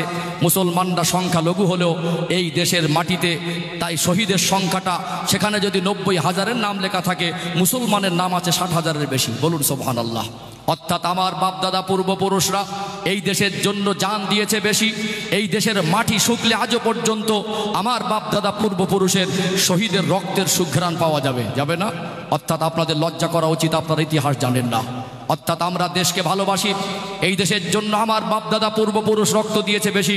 কোনো দিন যদি এই দেশের উপর আঘাত আসে, সেদিন আমাদের একদিকে পার্শ্ববর্তী দেশ পাকিস্তান, আর একদিকে পার্শ্ববর্তী দেশ বাংলাদেশ। ওটা বাংলাদেশে কত পার্সেন্ট হিন্দু আর মুসলমান আছে দেখবো না, আমার ভাইরা কোথায় আছে দেখবো না। আমার দেশকে তখন আমি আগে বড় মনে করব। আমার দেশের জন্য যদি কোনো দিন জান দিতে হয়, সেদিনও আমরা জান দেব। কিন্তু সেই মুসলমানদেরকে বিভিন্ন রকম চক্রান্ত করে কোণঠাসা করার চেষ্টা করছে না, করে না। সাধারণ নিরীহ মানুষদের মধ্যে মুসলমানদের প্রতি ঘৃণা তৈরি যাতে হয়, মুসলমানদের প্রতি যাতে হিংসা তৈরি হয়, মুসলমানদের বিষয়ে যাদের ধারণা খারাপ করে দেওয়া যায়, সেই রকম সবসময় চক্রান্ত একের পর এক হয়ে আসছে। কথা বুঝতে পেরেছেন? আমি বলবো, জাতি, ধর্ম, বর্ণ নির্বিশেষে আপনারা কোনো রকম চক্রান্তে পা দেবেন না। এই ওয়াকফ সংশোধনী আইন পাশ করলো সংখ্যাগরিষ্ঠতার ফলে। এটা আজকে ভাবতে অবাক লাগে। এই আন্দোলন গোটা পশ্চিম বাংলা শুধু নয়, ভারতবর্ষের কোনায় কোনায় হচ্ছে। এই আন্দোলনে শুধু মুসলমানরা নামিনি, আমাদের হিন্দু ভাইরা আমাদের যথেষ্ট সাথ দিয়েছে না দেয়নি? সর্বধর্মাবলম্বীরা সাথ দিয়েছে। আমি বলবো, এই আন্দোলন, এই ওয়াকফ সংশোধনী আইন প্রত্যাহারের দাবিতে যে আন্দোলন হচ্ছে, অর্থাৎ এই আন্দোলন কোনো রাজনীতির আন্দোলন নয়, আন্দোলন কোনো ধর্মের বিরুদ্ধে আন্দোলন নয়, এটা দেশ বাঁচানোর আন্দোলন, এটা সংবিধান বাঁচানোর আন্দোলন, এটা আমাদের অধিকার আদায়ের আন্দোলন। অর্থাৎ এখানে এই আন্দোলনকে কেন্দ্র করে হিংসা ছড়িয়ে দেওয়ার চক্রান্ত করে মুর্শিদাবাদের জমিনে তরতাজা 5টা প্রাণ চলে গেল কি গেল না? আপনি বলবেন, আজকে নিউজ চ্যানেলে ক্যামেরার ফোকাসে এসে আপনার খুব দরদ দেখাবে। আপনি বলুন, যে মানুষটা চলে গেল, একজন মা এতিম বেওয়া হয়ে গেল, একজন বাচ্চা এতিম হয়ে গেল, তারা এসি রুমে জেট ক্যাটাগরি সিকিউরিটি নিয়ে ঘুরবে, তাদের বাড়ির দুঃখ কষ্ট কি 12 মাস বুঝতে আসবে? আসবে। দিনের শেষে হিসাব মেলাবেন, আপনাকে সেই জোন খেটে খেতে হবে। দিনের শেষে হিসাব মেলাবেন, আপনাকে ভ্যান চালিয়ে খেতে হবে। দিনের শেষে হিসাব মিলিয়ে দেখবেন আপনাকে সেই মজদুরি আর ব্যবসা করে খেতে হবে। শুধু আপনাকে আপনার মেজাজটাকে ঘুরিয়ে আপনার মাইন্ডের মধ্যে, আপনার চিন্তা চেতনার মধ্যে ইসলাম বিদ্বেষী চিন্তাধারা ঢুকিয়ে দিয়ে হিন্দু মুসলমানের লড়াই লাগিয়ে দিয়ে তারা তাদের গদিয়ার সিটটাকে মজবুত করার চেষ্টা করছে। কোনো রকম চক্রান্তে পা দেবেন না, এইটুকু বলবো। এই দেশের সম্প্রীতির একটা ঐতিহ্য, পাশেই মন্দির, পাশেই মসজিদ, মন্দিরে ঘন্টা বাজে, মসজিদে আজান হয়, কারোর অসুবিধা হয় না। এই দেশের ঐতিহ্য। বাজারে যাই, হিন্দু ভাই দোকানদার মুসলমান হাসতে হাসতে দোকানদারের কাছ থেকে মাল কেনে, মুসলমান ভাই দোকানদার হিন্দু ভাই হাসতে হাসতে তাদের কাছ থেকে মাল কিনে বাড়ি আসে। এই দেশের ঐতিহ্য। একজন মুসলমান মারা গেলে হিন্দু ভাইটা মাথার ধারে দাঁড়িয়ে প্রতিবেশী চোখের পানি ফেলে। এই দেশের ঐতিহ্য। হিন্দু ভাই মারা গেলে মুসলমান ভাই গিয়ে তাদের কাছে দাঁড়িয়ে যায় না। কখনো শ্মশানে দাহ করতে মুসলমানরা সহযোগিতা করে, কখনো কোনো প্রতিবেশী মুসলমান অসহায় হয়ে পড়লে হিন্দু ভাইরা সেখানে সে সহযোগিতা করে কি করে না। অর্থাৎ এখানে দুর্গা পূজা হলেও মুসলমান ভাইদের অসুবিধা হয় না, আর এখানে ঈদের নামাজ হলেও হিন্দু ভাইদের এতদিন অসুবিধা হয় না। আজকে বর্তমান অপদার্থ সরকার এসে এই সম্প্রীতিকে নষ্ট করার চক্রান্ত নেমেছে। আজকে গোটা বাংলায় অশান্ত করার চেষ্টা করছে। আমি বলবো জাতি ধর্ম বর্ণ নির্বিশেষে কোনো রকম চক্রান্তে আপনারা পা দেবেন না। যেভাবে আমরা প্রতিবেশীর সঙ্গে মিলেমিশে আছি সেইভাবে থাকবো ইনশাআল্লাহ। আর ওয়াকফ সংশোধনী আইনের জন্য মনে রাখতে হবে, এটা আমরা শুধু ময়দানে নেমেছি, অনেক নয়। অর্থাৎ এখানে 232 জন যদি এমপি যদি লোকসভায় এই ওয়াকফ আইন, যেটা ওয়াকফ সংশোধনী আইনের বিরুদ্ধে যদি তারা ভোট দেয়, তাহলে বুঝতে হবে 232 জন সবাই মুসলমান নয়, হাতে গোনা কিছু মুসলমান। তাহলে এই ওয়াকফ সংশোধনী আইনের বিরুদ্ধে যারা শুধু মুসলমান নয়, আমার বহু হিন্দু এমপি ভাইরা, তারাও এর বিপক্ষে গেছে। অর্থাৎ এই সাংবিধানিক অধিকারকে ছিন্ন করার যে চক্রান্ত করছে অপদার্থ নরেন্দ্র মোদীর সরকার, ইনশাল্লাহ আমরা আমাদের অধিকার যতক্ষণ না ফিরে পাবো আমরা আন্দোলন বন্ধ করব না। আজকের একটা দুঃখজনক ঘটনা, যেটা আমাদের আগামী 26শে এপ্রিল, এটা যে ব্রিগেডের ময়দানে সমাবেশ ডাকা হয়েছিল, সেটা আজকে রায় পাওয়া হয়নি। যে নিউজে দেখলাম বর্তমান সময় হাইকোর্টের কাছে যে কেস করেছিল, হাইকোর্টে যে মামলা ছিল শুনানি, অর্থাৎ সেখানে আজকে দিনে রায়টা ক্লিয়ার হয়নি। যদি আমাদেরকে বর্তমান 26 তারিখে যে রায়ের জন্য আশা করে কোর্টের দ্বারস্থ হয়েছিল মহামান্য আদালত, আজকে সেটাকে ক্লিয়ার করেনি, সেটা আরবিদের হাতেই হ্যান্ডওভার করেছে, তারা কি সিদ্ধান্ত নেয়। অর্থাৎ আমরা এখানে ধৈর্য হারা হব না, আমরা এখানে সবর করব। যদি ব্রিগেডের ময়দানে সমাবেশ নাও হয়, আমরা আমাদের আন্দোলন থামিয়ে রাখবো না। এখন সোশ্যাল মিডিয়া সব দিকে নজর রাখেন ইনশাল্লাহ। এইটুকু বলবো, আমরা কোনো রকম দেশ বিরোধী, সংবিধান বিরোধী কোনো কাজ করব না। আজ বর্তমান সময় যারা সংবিধানকে পাল্টানোর চেষ্টা করছে, আমরা ভালোবাসা দিয়ে জাতি ধর্ম বর্ণ নির্বিশেষে কাঁধে কাঁধ মিলিয়ে তাদেরকেই পাল্টে দেবো ইনশাআল্লাহ। ওরা যতই হিংসা করুক, আমরা হিংসার চক্রান্তে, হিংসার ফাঁদে পা দেব না। ওদের হিংসা একদিন হেরে যাবে, আমাদের হিন্দু মুসলমানের ঐক্য একদিন জিতে যাবে ইনশাআল্লাহ। একটু দরকার ছিল না ইনশাআল্লাহ। যাই হোক, আমি আলোচনা একটু সংক্ষেপ করে আগে নিয়ে আসবো। অসুবিধা হচ্ছে নাকি? অসুবিধা হচ্ছে? তাহলে আমি প্রাথমিক পর্যায়ে বোঝাতে চাইছিলাম যে আল্লাহর কোনো আদেশ নিষেধ আমাদের জন্য বোঝা নয়। ইসলামের কোনো আদেশকে আল্লাহ মনুষ্য জাতিকে বোঝা হিসেবে চাপিয়ে দেয় নাই। আমরা যেটা পারবো না এরকম হুকুম ইসলামে একটাও নেই। সেটা আমি বর্তমান প্রেক্ষাপটকে সামনে রেখে, পরিস্থিতিকে সামনে রেখে, কোরআন হাদিসের রেফারেন্স দিয়ে আমি সংক্ষিপ্ত আকারে বোঝানোর চেষ্টা করেছি। যেহেতু আমার আলোচনার বিষয়বস্তু ছিল মানুষ কেন পরিবর্তন হয় না, এর আরেকটা বড় কারণ তুলে ধরবো ইনশাআল্লাহ। ও ভাইজানেরা, সোনার মানিক যুবকেরা, আব্বারা মায়েরা, এই সমাজ পরিবর্তন হয় না, এর অন্যতম কারণ হলো আজকে বর্তমান সময়ে আমরা যারা বাবা মা, তারা দায়িত্বহীন হয়ে পড়েছে। অর্থাৎ আমাদেরকে দায়িত্ববান হতে হবে। আল্লাহ দয়াময় আমাদেরকে সন্তান দিলেন, এই সন্তানটা আমাদের কাছে আমানত। আমরা তাদেরকে কত কষ্ট মেহনত করে লালন পালন করে একটা বাচ্চা 20 বছর 22 বছর যতক্ষণ পর্যন্ত সে ভালো করে লেখাপড়া শিখে ভালো মানুষ না হবে, আমরা কোনোদিন সেই সন্তানের আয় রোজগার খাওয়ার আশা কোনো বাবা মা করে না। এই 20-22 বছর যাবৎ আরো বেশি যদি পড়াশোনা করতে চায়, এই 20-22 বছরে একটা বাচ্চার খাবারের দায়ভার বাবা মার কাঁধে আছে না নেই? একটা বাচ্চার দায়ভার, তার জীবনে যা পোশাক লাগে, যতদিন না সে রোজগার করতে শেখে, তাই বাবা মা তাদের পোশাকের ব্যবস্থা করে দেয় কি দেয় না? 20 বছর ধরে তার অসুস্থতায় চিকিৎসা করলেন, 20 বছর ধরে 22 বছর ধরে তাকে পোশাক কিনে দিলেন, 20-22 বছর ধরে তাকে সময় মতো খাবার ব্যবস্থা করে দিলেন। এর জন্য বাবা মার জীবনের কষ্ট মেহনত করতে হয় কি হয় না? দেখবেন আজকে বর্তমান সময়ে আমরা যারা বাবা মা আজকে সরকারি স্কুলের শিক্ষার মান তলানিতে গেছে বলে বিভিন্ন শহরে নগরে অঞ্চলে আজকে বেসরকারি স্কুল মিশন তৈরি হয়েছে না হয়নি? আমরা কত কষ্ট করে আমাদের বাচ্চাদেরকে সেখানে আমরা ভর্তি করছি। মনে বড় আশা হয় আমার সন্তান চাকরিজীবী হবে, মনে বড় আশা হয় আমার সন্তান ডাক্তার হবে। অবশ্যই শিক্ষা জাতির মেরুদণ্ড। সন্তানকে আপনি লেখাপড়া শেখাবেন, অবশ্যই আপনার সন্তান যদি ডক্টর মাস্টার ব্যারিস্টার হয় এটা আমার কাছে গর্বের হবে। কেননা ইসলামের দৃষ্টিতে জেনারেল শিক্ষায় কোনো আপত্তি নেই, বরং মাতৃভাষা জেনারেল শিক্ষারও দরকার আছে না নেই? ইসলাম নামক জীবন ব্যবস্থার মধ্যে শিক্ষার যে গুরুত্ব বোঝানো হয়েছে পৃথিবীর কোনো ধর্ম এত গুরুত্ব বুঝিয়েছে বলে আমার জানা নেই। আল্লাহ দয়াময় আমার রাসূলুল্লাহ 40 বছর বয়সে গারে ঘেরাতে জাবালে নূর পাহাড়ের পর্বতের গুহাতে রমাদানুল মোবারক মাসে লাইলাতুল কদরের রাতে নবী আমার তিনি ধ্যানে মশগুল ছিলেন। আল্লাহ পাক কোরআনুল কারীমের 30 নম্বর পারা সূরা আলাকের প্রথম 5টা আয়াত আমার আল্লাহ নাজিল করেছিলেন। প্রথম 5 আয়াত সূরা আলাকের ওই প্রথম আয়াতের প্রথম শব্দ দিয়ে বিস্ময়কর মহাগ্রন্থ আল কোরআন আল্লাহ কোরআনুল কারীমের সূচনা করলেন যে শব্দ আর আয়াত দিয়ে, ওটা ছিল ইকরা অর্থাৎ পড়ো। শিক্ষা জাতির মেরুদণ্ড। আমি সবাইকে সচেতন করব, একবেলা যদি নাও খেয়ে থাকতে হয়, পেটে যদি পাথরও বেঁধে থাকতে হয়, সন্তানকে অবশ্যই লেখাপড়া শেখাবেন। আজকে বর্তমান সময় প্রত্যেকটা বাবা মা আজকে সচেতন। আজকে ছোটবেলা থেকে আমরা আমাদের বাচ্চাদেরকে ইংরাজি শেখাচ্ছি, বাংলা শেখাচ্ছি, অঙ্ক শেখাচ্ছি। আজকে বর্তমান সময়ে দেখা যায় একজন ভ্যান চালক বাবা হলেও ওই বাবাটা তার সন্তানকে একটা চাকরির উপযুক্ত সন্তান হিসাবে গড়ে তোলে। সন্তান আজকে MBBS ডক্টর হয়েছে, এরকম চিত্র আছে না নেই? আছে না? শিক্ষার দরকার আছে। আজকে বর্তমান দেশে মাথা উঁচু করে চলতে গেলে যদি জেনারেল শিক্ষা না থাকে চলতে পারবে? আপনি যদি ইসলামের প্রতি অনেক ভালোবাসা, ভালো জিনিস আপনার সন্তানকে যে জমিন থেকে ইসলাম প্রচার আমার নবী শুরু করেছিলেন সেই সৌদি আরবে যদি 5 বছর বয়সে পাঠিয়ে দেন, 30 বছর থেকে যদি পড়াশোনা করে এখানে 35 বছর বয়সে বাড়ি আসে, সে যদি মাতৃভাষায় কথাটা বলতে না পারে তার কওমের কাছে দিন বোঝাতে পারবে? দিন বোঝাতে পারবে না।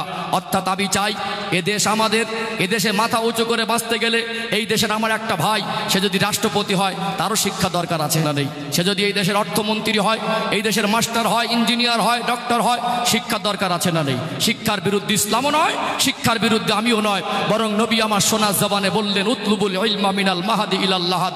একটা মানুষের শিক্ষার সময় হলো মায়ের দোলনা থেকে নিয়ে মরণ আগ পর্যন্ত। এত মহান কথা আর কে বলবে? সম্মানিত ভাইরা, অর্থাৎ আমি শিক্ষার বিরুদ্ধে বলছি না, ইসলামও শিক্ষার বিরুদ্ধে নয়।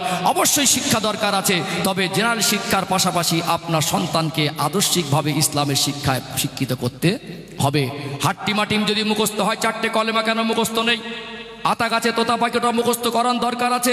ইংরাজি যদি দেখতে পারে, লিখতে পারে, পড়তে পারে, বাংলা যদি দেখে দেখে লিখতে পারে, পড়তে পারে, বলতে পারে, বাংলা যদি পড়াতে পারে, আপনার সন্তানকে ইংরাজি শেখালেন, বাংলা শেখালেন, নামতা শেখালেন, মাস্টার অঙ্কে কাঁচা ছিল আলাদা মাস্টার ধরলেন, ইংরাজিতে কাঁচা ছিল, সপ্তাহে 3 দিন 4 দিন পড়িয়ে 1000 টাকা করে দিলেন। আপনার সেই সন্তানকে যদি 60-70 বছর মাথা উঁচু করে বাঁচতে গিয়ে যদি আপনার সন্তানকে জেনারেল শিক্ষা শিক্ষিত করতে হয়, তাকে জাহান্নামের আগুন থেকে বাঁচাতে গেলে তাকে ইসলামের শিক্ষা শিক্ষিত করা দরকার আছে না নেই? আছে না?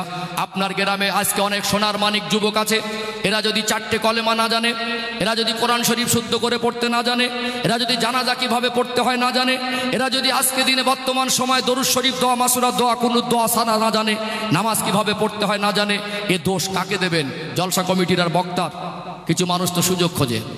অর্থাৎ এ দায়িত্ব আল্লাহ দিয়েছেন বাবার আর মার উপরে। কার উপরে? বাবার আর মার উপরে। অর্থাৎ আপনি দাদু, সমাজের যারা গার্জেন, 5 বছর বয়স না হলেও তো আমরা আমাদের বাচ্চাকে স্কুলে ভর্তি করি না। 2 বছর 2.5 বছরে কথা বলা শিখলে কোলে বসিয়ে 10 মিনিট যদি সূরা ফাতিহাটা পড়াতেন, 1 মাস সময় লাগলে মুখস্থ হতো না? জানাজার নামাজের নিয়তটা পড়াতেন, মুখস্থ হতো না। লজেন্স, চকলেট, ক্যাডবেরি, আইসক্রিম হাতে নিয়ে আসেন, খাবার নিয়ে আসেন, দাদু ভাই বলে পোতাটা জড়িয়ে ধরে ঠোঁটে মুখে চুমা খায়। আপনি বলতে পারতেন, দাদু ভাই একবার আমি দোয়া কুনুতটা পড়ছি, আমার সঙ্গে তুমি একবার পড়ো তো। 1 মাস পড়ালে মুখস্থ হতো না। অথচ দাদু ভাইকে বলা হচ্ছে, দাদু ভাই বালিশের তলায় বিড়ির বান্ডিলটা চেনে দাও তো। দাদু ভাই ওই পাঞ্জাবির পকেটে গুটকা, তেরেঙ্গা, খৈনি আছে, তামাকের ডিব্বা চেনে দাও তো। আপনি আবার চায়ের দোকানে গিয়ে ফতোয়া দেবেন, জলসা দিয়ে কটা মানুষকে হেদায়েত করেছি। এই শিক্ষার দায়িত্ব তো আপনার উপরে ছিল। আপনি মা দিনের শেষে 10টা মিনিট সন্তানকে বসাতেন, 1 মাস পড়াতেন, কলেমা মুখস্থ হতো না একটা, 4 মাস বসাতেন, হতো না। 10টা মিনিট করে জীবনে যদি 10টা মিনিট করে জাহান্নামের আগুন থেকে বাঁচানোর জন্য আমরা ইসলামের শিক্ষার জন্য তাদের পিছনে ব্যয় করতাম, আমাদের আজ প্রত্যেকটা সন্তান এখানে নামাজ কিভাবে পড়তে হয় শিখে যেত, কোরআন পড়া শিখে যেত, জানাজা কিভাবে পড়তে হয় শিখে যেত। আজ আফসোস, একটা মানুষ মাইয়েত হয়ে গেলে গ্রামে এলাকায় শোকের ছায়া নেমে আসে, এলাকার মানুষ ব্যতীত হয়ে তাকে জানাজার ময়দানে হাজির হই। আমরা 500 মানুষ জানাজায় হলে কিছু কিছু মহল্লায় 500-র মধ্যে 400 মানুষ জানাজা কিভাবে পড়তে হয় জানে না। আপনি অপদার্থ বাবা, ছবি নিয়ে ঘোরেন, ছেলেকে হিরোর মতো লাগছে বিয়ের সময়, আপনার সন্তান আপনার জানাজাটাকে শুদ্ধ করে পড়তে পারে না, আপনি কেমন সন্তানকে হিরো বলছেন? কিছু কিছু সমাজের মানুষ আছে বলে, হুজুর একটু নিয়তটা বাংলায় বলে দেন তো। আপনার তো খুব সচেতন দেখছি, নিয়তটা বলতেই হবে, এটা আপনি বুঝেছেন। আরও যে 3টে বিষয় আছে, দোয়া কালাম, ওগুলোকে বলবে, ওগুলোকে বলবে। অর্থাৎ সম্মানিত ভাইরা, এখানে যদি প্রত্যেকটা গার্জেন সন্তানকে যদি নামাজ শেখানোর দায়িত্ব না নেয়, সন্তানকে যদি প্রত্যেকটা গার্জেন এখানে যদি তাদেরকে শরিয়াতের শিক্ষা দেওয়ার দায়িত্ব না নেয়, বছরে একবার জলসা দিয়ে হুজুর এনে কুঁচে দিয়ে সমাজ পরিবর্তন হবে না। এ দায়িত্ব বাবা মাকে নিতে হবে। একদিকে যেমন শিক্ষার দিকে খেয়াল রাখতে হবে, ঠিক তার প্র্যাকটিক্যালে তাকে আদর্শিক মানুষ হিসেবে গড়ে তুলতে হবে। এটা আপনার দায়িত্ব। কথা কি বুঝতে পারছেন? মনে করে বছরে একবার জলসা দেবো আর হুজুরকে বলবো হুজুর কুঁচে দেন, হুজুর এসে পরিবর্তন করে দিয়ে যাবে। হুজুরের বাবার ক্ষমতা নেই। গার্জেন যদি দায়িত্বহীন হয়, হুজুর এনে অস করে বিরিয়ানি দিয়ে সমাজ পরিবর্তন হবে না। খুব সংক্ষেপ করব, সম্মানিত ভাইরা অধৈর্য হচ্ছেন নাকি? অধৈর্য হচ্ছেন? আর বেশি সময় নেব না, 2-10 মিনিট। অসুবিধা হবে নাকি? অসুবিধা হবে? এখানে একটু ক্লিয়ার করে দেয়, সম্মানিত ভাইরা বুঝতে পারবেন। আচ্ছা ঠিক আছে, আমার আন্দাজ আছে ওরকম। হ্যাঁ, কারো ধৈর্য যাতে না হারায় ইনশাল্লাহ আমি দেখবো, কারণ কষ্ট তো বানায়। যে কত কথা বলবো ইনশাল্লাহ ওইটুকু যথেষ্ট। সম্মানিত ভাইরা, তাহলে এখান থেকে আমরা প্রতিজ্ঞাবদ্ধ হব, আমাদের ছেলে হোক আর মেয়ে হোক, ছোট থেকে তাদেরকে নামাজ শিক্ষা, শরিয়াতের শিক্ষা দেব। আপনি বলুন, বিনা অজুতে নামাজ পড়েন? বিনা অজুতে নামাজ পড়লে নামাজ হবে? এইটুকু আমরা সবাই জানি, কিন্তু সূরা ফাতিহা ছাড়া যে নামাজ হবে না, হবে কি? যদি জোহরের নামাজ পড়তে যান 4 রাকাত, 5টা সূরা আপনাকে জানতেই হবে। কটা? সূরা ফাতিহা আর 4টে। প্রত্যেক রাকাতে সুন্নাত নামাজে 1টা করে সূরা লাগবে না? ফজরের নামাজ পড়তে যাবেন, 2 রাকাত যদি পড়েন সুন্নাত নামাজ, প্রত্যেক রাকাতে সূরা ফাতিহার পর 1টি সূরা। 3টে সূরা যার মুখস্থ নেই, সে ডক্টর হোক, ব্যারিস্টার হোক, হুজুর হোক, হাজি হোক, মস্তান হোক, যেই হোক, ধনী হোক, বিশিষ্ট হোক, মহিলা হোক, পুরুষ হোক, যার 3টে সূরা মুখস্থ নেই, তার জীবনের কোনো দিনের এক ওয়াক্তের 1 রাকাত নামাজ শুদ্ধ হয়নি। তাহলে এটা কার ব্যর্থতা? হুজুরের বক্তারা, জলসা কমিটির নাকি? ঠেলে দিতে পারলে বাঁচি। আসলে সমাজ পরিবর্তন হয় না, এর জন্য আমরা বক্তাকে আর জলসা কমিটিকে দায়ী করি। এ দায়িত্ব বাবা, আপনার সন্তান নামাজ জানে না, আপনার সন্তান কলেমা জানে না, আপনার সন্তান গোসলের ফরজ হুজুর ফরজ জানে না, আপনার সন্তান জানাজা কিভাবে পড়তে হয় জানে না। এ দোষ তো বক্তা আর জলসা কমিটির নয়, এ দোষ তো 100% বাবার আর মার।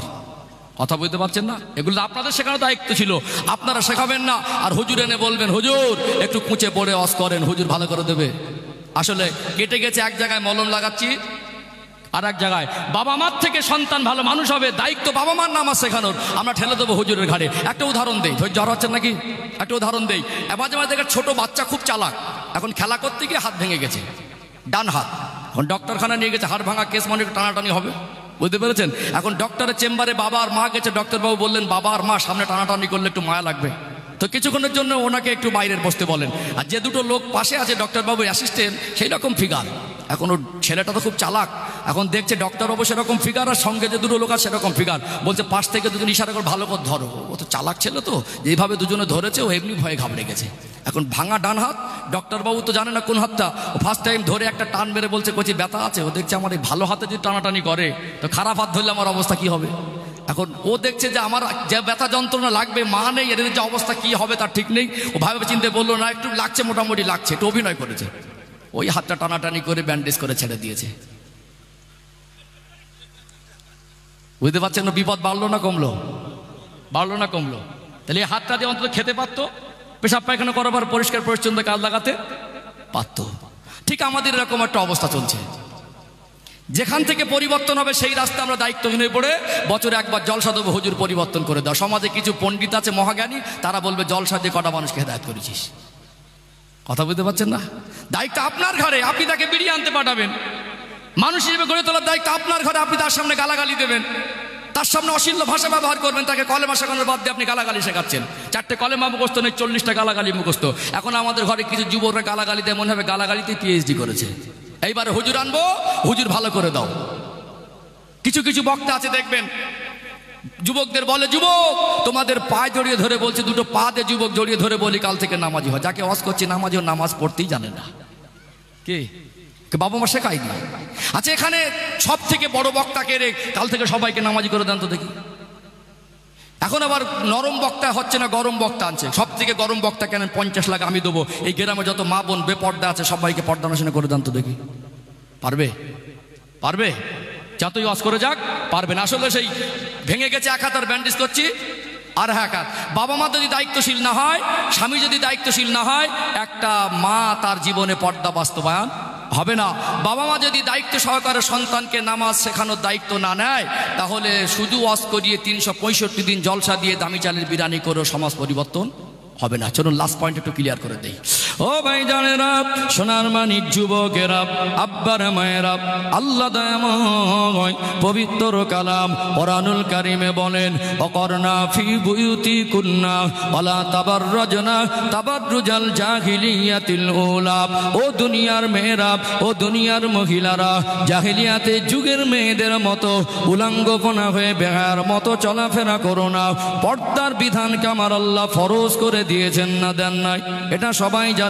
আল্লাহ আপনাকে মেয়ে সন্তান দিলেন, সন্তানটা আপনার কাছে আমানত। যতদিন না তার বিবাহের বয়স হবে, যতদিন না তাকে বিবাহ দেবেন, এতদিন পর্যন্ত আপনি বাবার মা, এটা আপনার কাছে আমানত। আপনি হালাল টাকা দিয়ে এমন পোশাক কিনে দেবেন না যে পোশাকে পর্দার হক আদায় হয় না।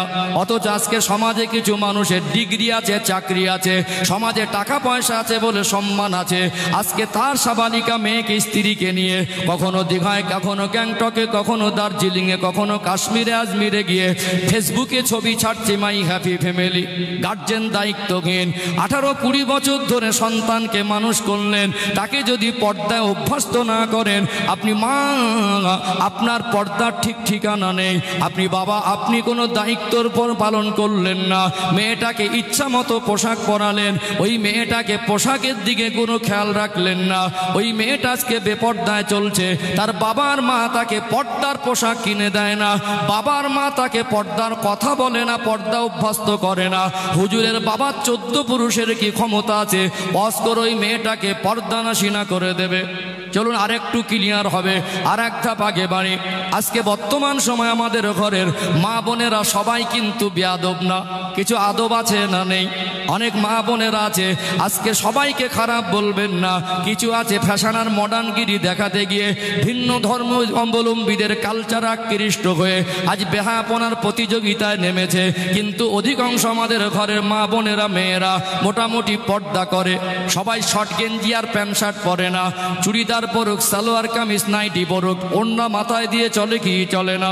মনে করুন একটা মেয়েকে আপনি মোটামুটি আদবে মানুষ করলেন, এই মেয়েটা চুল খুলে ঘোরে না, পেট পিট খুলে ঘোরে না, মেয়েটাকে বিবাহ দেবেন। মেয়ের বাবার মা গরিব মানুষ, নিম্নবিত্ত পরিবার। এখন খুব ধনী পরিবার থেকে যদি প্রস্তাব আসে, ছেলের যদি লাক্সারি গাড়ি আর বাড়ি থাকে, ছেলের নামে যদি 50 বিঘে জমি থাকে, ছেলের যদি 50 কোটি টাকার মালিক হয়, এরকম একটা ছেলে যদি একটা গরিব মানুষের সুন্দরী মেয়েকে বিবাহের প্রস্তাব দেয়, মেয়ের বাবার মা প্রাথমিক পর্যায়ে খুশি হবে কি হবে না? ফুলে কলা ব্যাঙের মতো হবে।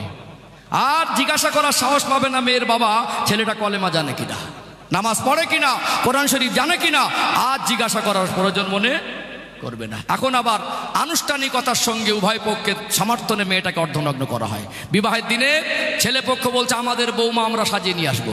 কি হচ্ছে? এখন বিউটি পার্লার থেকে লোক আনা হলো, যে মেয়েটার চুল, পেট পিট, খালাতো ভাই, পুকুতো ভাই, মামাতো ভাই, গ্রামবাসী, প্রতিবেশী দেখতে পায়নি, বিবাহের দিনে তাকে সাজিয়ে গুছিয়ে তাকে পাতলা একটা ওড়না মাথায় চাপিয়ে দেওয়া হলো। ওটা শরীর ঢাকা উদ্দেশ্য না, সৌন্দর্য বৃদ্ধিকরণ। বুঝতে পারছেন না? 20 বছর 21 বছর একটা মেয়ে, সে জীবনে পেট পিট খুলিনি, তাকে আনুষ্ঠানিকতার সঙ্গে লোক ভাড়া করে এনে তাকে অর্ধনগ্ন করা হয়। বিবাহ বাড়ি মানে ছেলে পক্ষ মেয়ে পক্ষ উভয় পক্ষের মধ্যে আত্মীয় স্বজন থাকে না, চাকরিজীবী থাকে, কিছু পণ্ডিত থাকে, কিছু মাতব্বর থাকে, কিছু হুজুর থাকে, কিছু জ্ঞানীগুণী থাকে, কিছু বিচারক থাকে, উভয় পক্ষে হাজিও থাকে। এত বড় একটা পরিবেশে উভয় পক্ষের লোকজন থাকে, কারোর কোনো প্রতিবাদ নেই। মেয়েটাকে অর্ধনগ্ন করা হলো, এরকম চেয়ার ভাড়া করে ছেলে মেয়ের বসিয়ে দেওয়া হলো, আর যুবক যুবতীরা ফটোগ্রাফিতে নামে। বুঝতে পারছেন না? আনুষ্ঠানিকতার সঙ্গে অর্ধনগ্ন করা হয়। এত জ্ঞানীগুণী মানুষ, সেখানে কারোর কোনো প্রতিবাদ নেই। ছেলেটা বিবাহ করে নিয়ে যাবে, এত ইমানের তেজ, গাড়িতে বসে আছে, বাড়ি যাওয়ার আগে স্ত্রীর ছবি তুলে ফেসবুকে নিলাম, দেখো আমার স্ত্রী বিয়ে করে বাড়ি যাচ্ছে। ঘটছে না? ঘটে না? ছেলেটার সঙ্গে বিবাহ হলো 20 বছর, মেয়েটার বয়স 10 বছর। স্বামী স্ত্রীর দাম্পত্য জীবন পার করলো। স্বামী হিসাবে কোনোদিন স্ত্রীকে পর্দার পোশাক কিনে দেয়নি, কোনোদিন পর্দার কথা বলিনি, কোনোদিন পর্দার বিষয়ে কোনোদিন সচেতন হয়নি। এখন তার স্ত্রীকে স্বামী চাইছে না পর্দা করুক, স্বামী স্ত্রীর পর্দার দায়িত্ব নিচ্ছে না। বাবা মা সেখানে উভয় পক্ষের গার্জেনের সমর্থনে একটা মেয়েকে অর্ধনগ্ন করা হচ্ছে। বাবা মেয়েটাকে পর্দার পোশাক পরাচ্ছে না। হুজুরের বাবা 14 পুরুষের ক্ষমতা আছে, ওয়াজ করে ওই মাটাকে পর্দা নাশিনা করে দেবে। তাহলে একদিকে বাবা মাকে দায়িত্বশীল হতে হবে, পর্দায় মানুষ করব, অপরদিকে যে এমন একটা ছেলে হাতে তুলে দেবেন, সেই ছেলেটা যেন তার স্ত্রীর আমানত বোঝে, পর্দায় রাখতে পারে। যদি এই পন্থা অবলম্বন না করি, স্বামী আর বাবা মা যদি দায়িত্বহীন হয়, হুজুরের বাবার ক্ষমতা আছে, ওয়াজ করে পর্দা নাশিনা করে দেবে। এইবারে কিছু সমাজে মহাপণ্ডিত আছে, এই তোরা জলসা দিয়ে কটা মানুষকে হেদায়েত করেছি। আম গাছের ছাল জাম গাছে, বুঝতে পারছেন না? আম গাছের ছাল জাম গাছে। আপনি দায়িত্ব নেবেন না। আপনি বিয়ে বাড়ি গিয়ে খাচ্ছিলেন, হাতের কবজি বুড়িয়ে আপনার সামনে একটা যুবতী মেয়েকে, মেয়ের বয়সী মেয়েকে অর্ধনগ্ন করা হলো, আপনি ফ্যাল ফ্যাল করে দেখে হাসছিলেন, বলছেন হেভি লাগছে, আর আপনি দায়ভারটা হুজুরের ঘাড়ে ছেড়ে দিচ্ছেন। আপনার লজ্জা লাগে না? রাগ করছেন মনে হয়, রাগ করছেন মনে হয়। তাহলে কেটে গেছে, এক জায়গায় মলম লাগাচ্ছি, আর এক জায়গায়। আজকে পরিবর্তন যে রাস্তায় হবে, যাদের উপর দায়িত্ব তারা দায়িত্বহীন, আর মনে করে বছর একবার জলসা দিয়ে হুজুরকে এনে পরিবর্তন করে দেওয়া। যেই পরিবর্তন হয় না, এবারে যারা কষ্ট করে পরিশ্রম করে আমাদের যুবকরা সমালোচনার শিকার হয়ে, আজকে যারা এখানে জলসা দেবে, পরের দিন তাদের সমালোচনার শিকার হতে হয়। সম্মানিত ভাইয়ের, একটা আপনাদের দৃষ্টান্ত তুলে ধরি, পরিষ্কার হয়ে যাবে। আল্লাহ পাক অসংখ্য অগণিত নবীদের মধ্যে 25 জন নবী ও রসুলের নাম কোরআন শরীফে দিয়েছেন। কজন? সবাই বলেন কজন? 25 জন। একজন নবীর নাম হলো হযরতে নবী নূহ আলাইহিস সালাম। কি বললাম? 114টি সূরার মধ্যে একটি সূরার নাম হলো সূরাতুন নূহ। একজন নবীর নামকরণে আল্লাহ একটা কমপ্লিট সূরা নাজিল করলেন, এবং অগণিত নবীর মধ্যে আল্লাহ 25 জন নবী রাসূলের নাম দিলেন, তার মধ্যে একজন নবীর নাম নূহ। তাহলে সম্মানিত নবী। আল্লাহ তাকে দীর্ঘ লম্বা হায়াত দিলেন, দিন প্রচার করেছেন, দিনের খেদমত করেছেন 950 বছর। কত বছর? 950 বছর। কম না বেশি? একটু হ্যাঁ খুদান না, অনেক বেশি না? তাহলে আজকে আমি রবিউল ইসলাম এখানে বক্তব্য দিতে বসেছি, আমি অকপটে স্বীকার করতে আমি করি যে আমার থেকে অনেক যোগ্য বক্তা আছে, আমি একেবারে অযোগ্য নগণ্য। বক্তা হতে গেলে যোগ্যতা, তাকওয়া, পড়াশোনা লাগে, আমার ভিতরে পুরো মাইনাস পয়েন্ট। কিন্তু আল্লাহ যাদের নবী করে পাঠান, নবীদেরকে দিন প্রচারের যোগ্যতা সম্পূর্ণ করেই আল্লাহ তাদেরকে দুনিয়ায় প্রেরণ করেন। যতক্ষণ না আল্লাহ তাকে সেই যোগ্যতা দেন, ততক্ষণ আল্লাহ তাকে দিন প্রচার হুকুমও দেন না। যদি বর্তমান দুনিয়ার কোনো মানুষ নবীদের দিন প্রচারের যোগ্যতা নিয়ে প্রশ্ন তোলে, ওর ইমানের 12টা বেজে যাবে। যাবে না? কোনো নবীদেরকে অযোগ্য বলার দুঃসাহস কারোর হবে? ইমানের 12টা বেজে যাবে না? তাহলে আল্লাহ একজন নবীকে দিন প্রচারের যোগ্যতা সম্পূর্ণ করেই আল্লাহ তাকে দিন প্রচারের দায়িত্ব দিলেন। সেই নবী 950 বছর দিনের খেদমাত করলেন। 950 বছর দিনের খেদমাতের ফসল সংখ্যা দাঁড়ালো, মুসলমানের সংখ্যা 40 অথবা 80 জন। কজন? কজন? আজকে যারা এই বেপর্দায় চলছে, নামাজ পড়ে না, অসৎ সঙ্গ দোষে ঘুরছে, 4টে কলেমা বলতে জানে না, জানাজার নিয়ত জানে না, সমাজ মদ খাচ্ছে, সমাজ পরিবর্তন হয় না বলে জলসা কমিটি আর বক্তাকে দায়ী করে, গলা লম্বা করে বলে জলসা দিয়ে কটা মানুষকে হেদায়েত করি, এত টাকা খরচা করলি কেন, এত টাকা বক্তা কি দরকার ছিল, এত করে জলসা দিয়ে কে এত জলসা দিতে বলেছে। এরা যদি নবী নূহ আলাইহিস সালামের জামানায় হতো, আজকে যারা জলসা বিরোধী, কোরআন বিরোধী, তারা নবী বিরোধী হয়ে যেত। হয়তো বলেই বসতো আপনি 950 বছরে কি করেছেন। কি মনে হয়, হিসাব কি বলে? বলেন, হিসাব কি বলে? বলে বসতো না? এই জন্য মনে রাখবেন, পৃথিবীর একটা মানুষ যদি পরিবর্তন নাও হয়, কোরআনের বাণী পৌঁছানো বন্ধ করা যাবে না। অর্থাৎ একটা গাছ, ফলের গাছ হোক ফুলের গাছ হোক, একটা টবে লাগাবেন, লাগানোর পরে যদি ঠিকমতো তাকে পানি দেওয়ানো হয়, পরিচর্যা করানো হয়, আস্তে আস্তে শুকিয়ে মরে যাওয়ার মতো উপক্রম হবে। আমরা ইমানি দিক থেকে দুর্বল হয়ে পড়েছি। কোরআনের কথা শুনলে ইমান বাড়ে, সাহাবাদের ইমানের কথা শুনলে ইমান বাড়ে, রসুলুল্লাহর জবানে বর্ণিত হাদিসের কথা শুনলে ইমান বাড়ে, আখিরাতের কথা শুনলে, আল্লাহ রসুলের কথা শুনলে ইমান বাড়ে। এখানে একটা মানুষকে এখানে বসতে বাধা দিতে পারেন না, যে একটা দিনের প্রচারের প্রেক্ষাপটে সেখানে মন্তব্য করতে পারেন না, বরং এখানে মানুষকে একজন আলেম হিসাবে তাদের নসিহাত করবে। মানুষ এখানে আসবে, তারা কোরআন হাদিসের কথা শুনবে। একটা শুকিয়ে যাওয়া গাছকে একটু মরে যাওয়ার মতো উপক্রম, ওই গাছে যেমন পানি দিলে সতেজ আর সবল হয়, কোরআন হাদিসের বাণী মানুষকে বারবার শোনালে তার ঈমান সতেজ আর সবল হয়। জোরে বলুন সুবহানাল্লাহ। একদম 2 মিনিট 3টে মিনিট বলে সমাপ্ত করব ইনশাআল্লাহ। এটা লাস্ট পয়েন্ট। আলোচনা অসুবিধা হচ্ছে নাকি? কষ্ট পাচ্ছেন? কষ্ট পাচ্ছেন? এটা তাকবীর দেন তো দেখি, নারাই তাকবীর। ভোল্টেজ বেড়ে গেল। হ্যাঁ, একটু হবে? আচ্ছা ঠিক আছে, আরেকটু হালকা, খুব বেশি যাবো না, লিমিট ক্রস করাটা, কারণ লিমিটে চলো ভালো। চলুন লাস্ট পয়েন্ট, সব দিকটা বোঝা যাতে থাকে ইনশাআল্লাহ। সম্মানিত ভাইয়ের, এখানে একটা পয়েন্ট বলি আপনাদেরকে। যখন অসুস্থ হয়ে আমরা কোনো রোগে অসুস্থ হই, তখন আমরা ডক্টরের কাছে যাই। যে রোগ হয়েছে ওই রোগের বিশেষজ্ঞ একজন যোগ্য ডক্টরের প্রয়োজন মনে করি, ঠিক তো নাকি? না, আমার একটা রোগ হলো, মনে করুন যাদের সুগার, এখন বুঝতে পারছেন না, মনে করুন যাদের হার্টের রোগ, বা আপনার একটা চর্মরোগ হলো, একটা অ্যালার্জি যাইতে কিছু হলো, তাহলে আপনার চর্মরোগ হলো, চুলকোনা হলো, অতিষ্ঠ হয়ে যাচ্ছেন, এর জন্য আপনার কি 50টা ডাক্তারের কাছে গিয়ে 50টা প্রেসক্রিপশন দরকার আছে? না, সেই রোগের বিশেষজ্ঞ একজন যোগ্য ডক্টরের পরামর্শ আর তার ঔষধটা দরকার আছে। একজন যোগ্য ডক্টরের কাছে গিয়ে সে যদি তার কথা মতো চিকিৎসা নেয় আর সে তার মতো চিকিৎসা করে, তার ভিতরে সুস্থতা আল্লাহ দেবে, সুস্থ করার বাড়ি, তারপর আমাদের চিকিৎসা পদ্ধতি নিতে হয়। তাহলে আমরা শরীর যখন অসুস্থ হয় ডক্টরের কাছে যাই, গিয়ে সেই বিশেষজ্ঞ ডক্টরবাবুর কাছে আমাদের সিচুয়েশনটা গুছিয়ে গুছিয়ে বলি। ডক্টরবাবু একটা প্রেসক্রিপশন দেয়, দিয়ে ঔষধ কিনে ডোজগুলো মেনটেন্যান্স করতে বলে। আমরা পয়সা খরচা করে ফিস দেই, গাড়ি ভাড়া করে তার কাছে যাই, এবং সেখানে যা ঔষধ দিকে সেগুলো কিনে আনি, সেগুলো খুব গুরুত্ব সহকারে ডোজগুলো মেনটেন্যান্স করি, তারপরে গিয়ে ফলাফল পাওয়া যায়। আমরা শরীর সুস্থতার জন্য যে পন্থা অবলম্বন করি, ঈমান আমল সুস্থতার ক্ষেত্রে সেই পন্থা আমরা অবলম্বন করতে পারি না। আজকে দেখুন, শরীর সুস্থতার জন্য একটা ভালো ডক্টর আর তার প্রেসক্রিপশন অনুযায়ী আমলটা আমাদের কাছে বড় মনে হয়, অথচ ঈমান আমল সুস্থতার জন্য আমরা প্রেসক্রিপশন বেশি মনে করি দরকার। 30টা ওয়াজ শুনেছেন, মনে বক্তার 30টা প্রেসক্রিপশন, অথচ তিনি যা আমল দিলেন, তিনি যা কথা বলে দিলেন, আপনি সেটাকে একটাও কাজে লাগালেন না। আপনি শুধু একটা চর্ম রোগ নিয়ে পেরেশান হয়ে যাবেন, যার সামনে যাবেন চুলকাবেন, হাত চুলকাচ্ছেন, কা চুলকাচ্ছেন, কি হলো রে ভাই?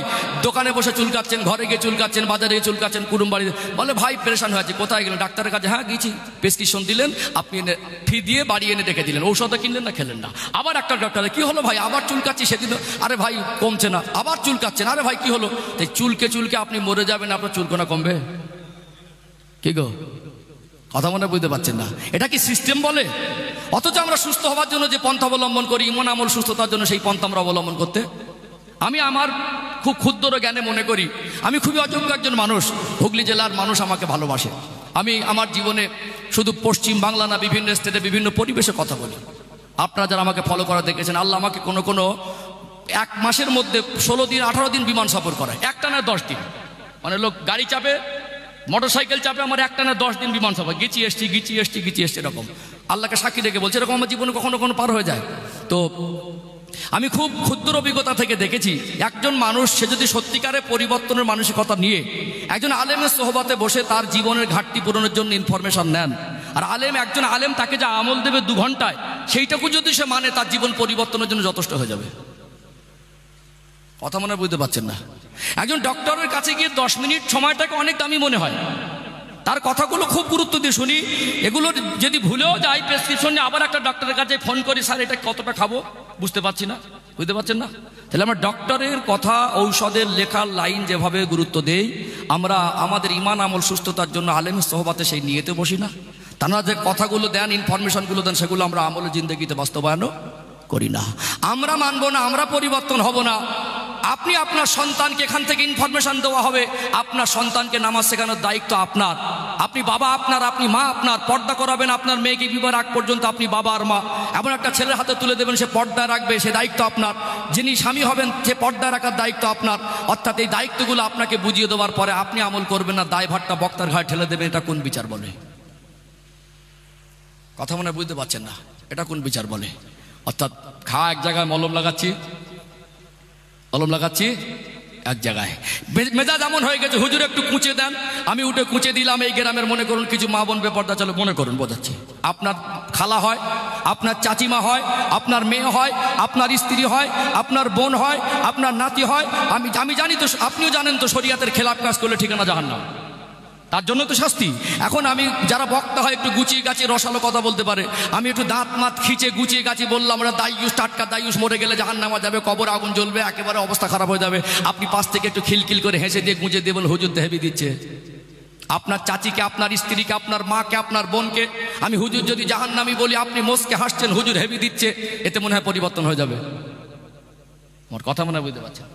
আপনার সন্তান বেনামাজি, আপনার আফসোস হয় না?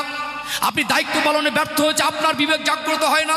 আপনি আজও পর্যন্ত আপনার সন্তানের হক আদায় করছেন না, আপনি সচেতন হন না? আপনার সন্তানকে যেই বেনামাজি হয়ে জাহান্নামের কথা বলবো, আপনি পাশ থেকে ঘেঁষে বলেন হুজুর হেবি দিল, এতে সমাজ পরিবর্তন হবে কি করে? দায়িত্ব আপনাকে নিতে হবে। কথা কি বুঝতে পেরেছেন? এই জন্য আমাদের জীবনের প্রত্যেকটা মানুষকে, যারা সন্তান আমরা পেয়েছি, সন্তানের বাবা মা হয়েছি, আমাদের সন্তানকে doctor, master, barrister, engineer, IPS করালেও, আমাদের সন্তান রাষ্ট্রপতি আর মুখ্যমন্ত্রী, প্রধানমন্ত্রী হলেও আমরা আমাদের সন্তানকে ইসলামের শিক্ষা থেকে বঞ্চিত করব না। যদি বাবা মা হিসাবে সন্তানকে স্বচ্ছ সন্তান হিসেবে সমাজে প্রতিষ্ঠিত করতে না পারি, এই সমাজ স্বচ্ছ হবে না।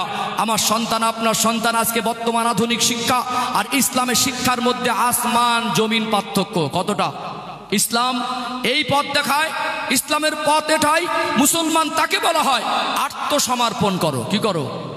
মুখে বকবাস করে তুমি মুসলমান হতে পারবে না, লেবাস পরে মুসলমান হতে পারবে না, অভিনয় করে মুসলমান হতে পারবে না। নবী বলছেন মাল্লাম ইয়ারহাম সগীরানা ওয়ালাম ইয়াক্কির কাবীরানা, যে মানুষকে বড়কে সম্মান করলো না, ছোটকে স্নেহ করলো না, ও আমার উম্মত না, ও আমার উম্মত না, ও আমার উম্মত না।